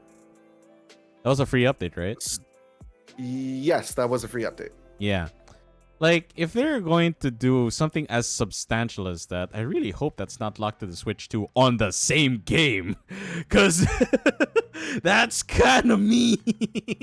No, I see what you're coming. I see where exactly, you're coming from. right? No, I get like, it. if it's mostly cosmetic, I think a lot of people are willing to miss out on that because it's not substantial to the game that they're playing, right? It's not like they're missing out on key features. Right? Like, sure, we'll miss out on maybe a couple of outfits, a few paint patterns and house patterns. Like, okay. But it's not like you're locked out of something significant. Like, actually, they might. Thinking about it, because when no, because like I remember when they announced the release for the Sanrio items, where you would need to buy the Animal Crossing Sanrio cards, right? Yeah. It was so easy to be able to get those items, even though you do not have access to those Sanrio cards, you know, like trading items with other players and all that such. And the hacked islands, the hacked treasure islands, because the code for those items would already be within the game's database. So it would be so easy to just pull those items out. If Nintendo or if Animal Crossing is really going to hold their mark on saying that there's no more free updates, then whatever is going to be coming for the Switch 2 will be a Switch 2 upgrade locked thing. In my eyes, the way I'm seeing it. Yeah, the way yeah, I'm seeing it. You know what I mean? Yeah. Is this like, and again, like, I'm not as invested in Animal Crossing as you, but if there's one feeling I hope they avoid giving players is, like, I get that they want to reward people for having a Switch 2. That's all fine and dandy. What I don't want people to feel like they are being punished for not owning one.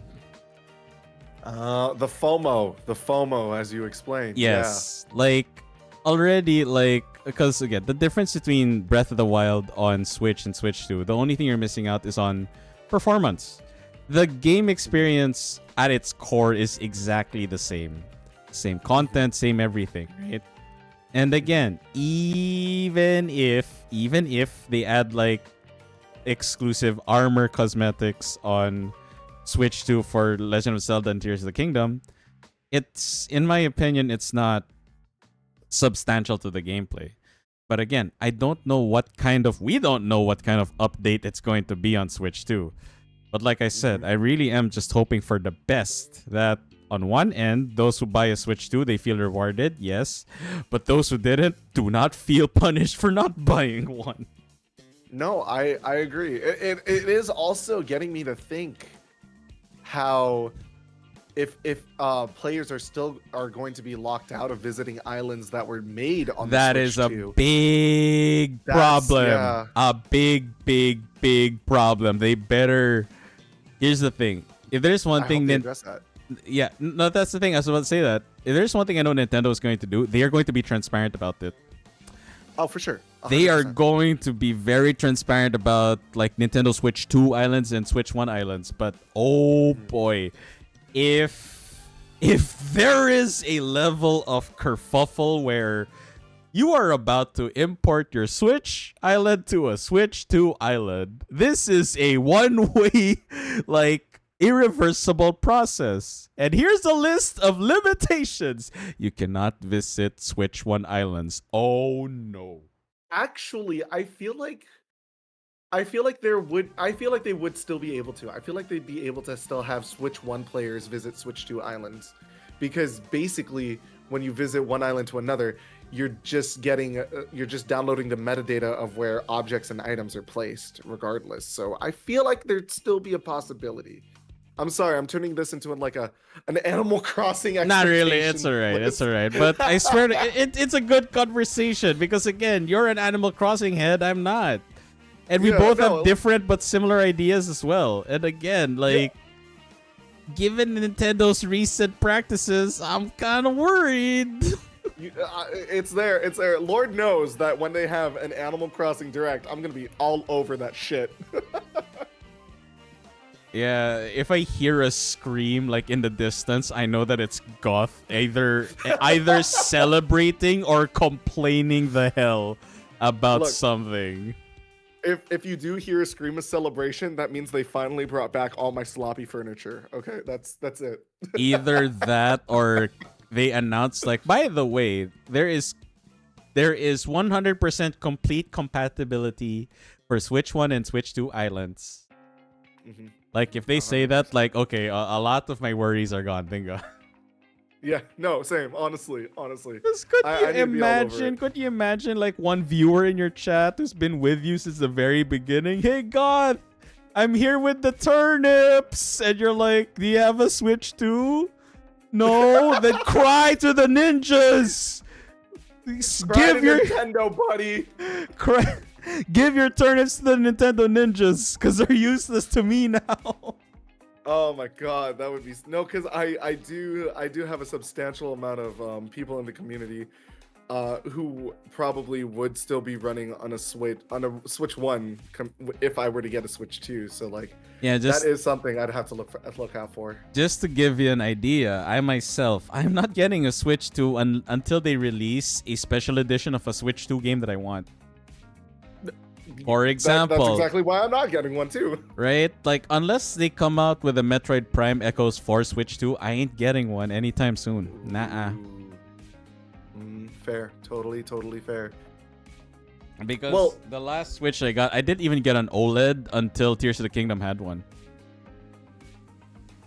Totally fair, honestly. And plus, like, I'm telling myself, like, whichever one comes first, like, Animal Crossing for the Switch 2, or an Animal Crossing skinned Switch 2, whichever one comes, then we get the Switch 2. Yeah, I saw the Animal Crossing Switch. It looks really nice. Oh my god, dude, I have it. The back panel, it has like little engravements of it does. The islands and like everything. It's so adorable. Yeah, so adorable. All right, that is it for episode 50. Damn, 50 episodes of Shrine Talk. With your host, Inariyoko, and of course with our guest today, Goth. And as always, I always do this to all of my guests. The red carpet is yours. If you have any like promotion or streams you want to say, feel free to do so. Oh, well, funny that you mention it. Literally, tomorrow night, 7 p.m. Philippine Standard Time, I am actually one of the participants for the revival of the PH VTuber group Bayanihan. It is marketed as a community group for VTubers. So you are a VTuber. I am the token flesh tuber of this group, I guess. But yeah, tomorrow we will be. It is their official relaunch, and I will be participating in 2 events hosted by our friends Lumi Skullgirl and Oh. Florine. So it is going to be a ball of fun, and I hope to see y'all there too if it happens. All When it right, happens. glad to hear Excuse me. that. Looking forward to it, Goth. Of course, Yes, Foxtrots. thank you. I'll be taking a quick 10 half-hour break before we continue our stream for today. So, Goth and I will see you in our respective streams. Goth, thanks again for being my guest for today. Dude, thank you for having me, because like I love like this one topic about video games, like video games in the past and how they've been a part of my life. I love talking about it. It's one of the biggest reasons on why I became a streamer, actually, a I content mean, creator. I figured it would jive with you really well. That's why I picked you as a guest. I appreciate it. Thank you so much for having me. And Big 50, congratulations, Nari. Yes, thank you, thank you. All right, Goth, I'll be leaving the VC. Thanks a lot for contributing your time for the Shrine Talk, man. Absolutely. Thank you so much for having me. It's a great honor. All right, all right, all right. See ya, Goth. Have a good day. All right. Bye, Nari. Bye, Foxtrots. See you guys around. See ya.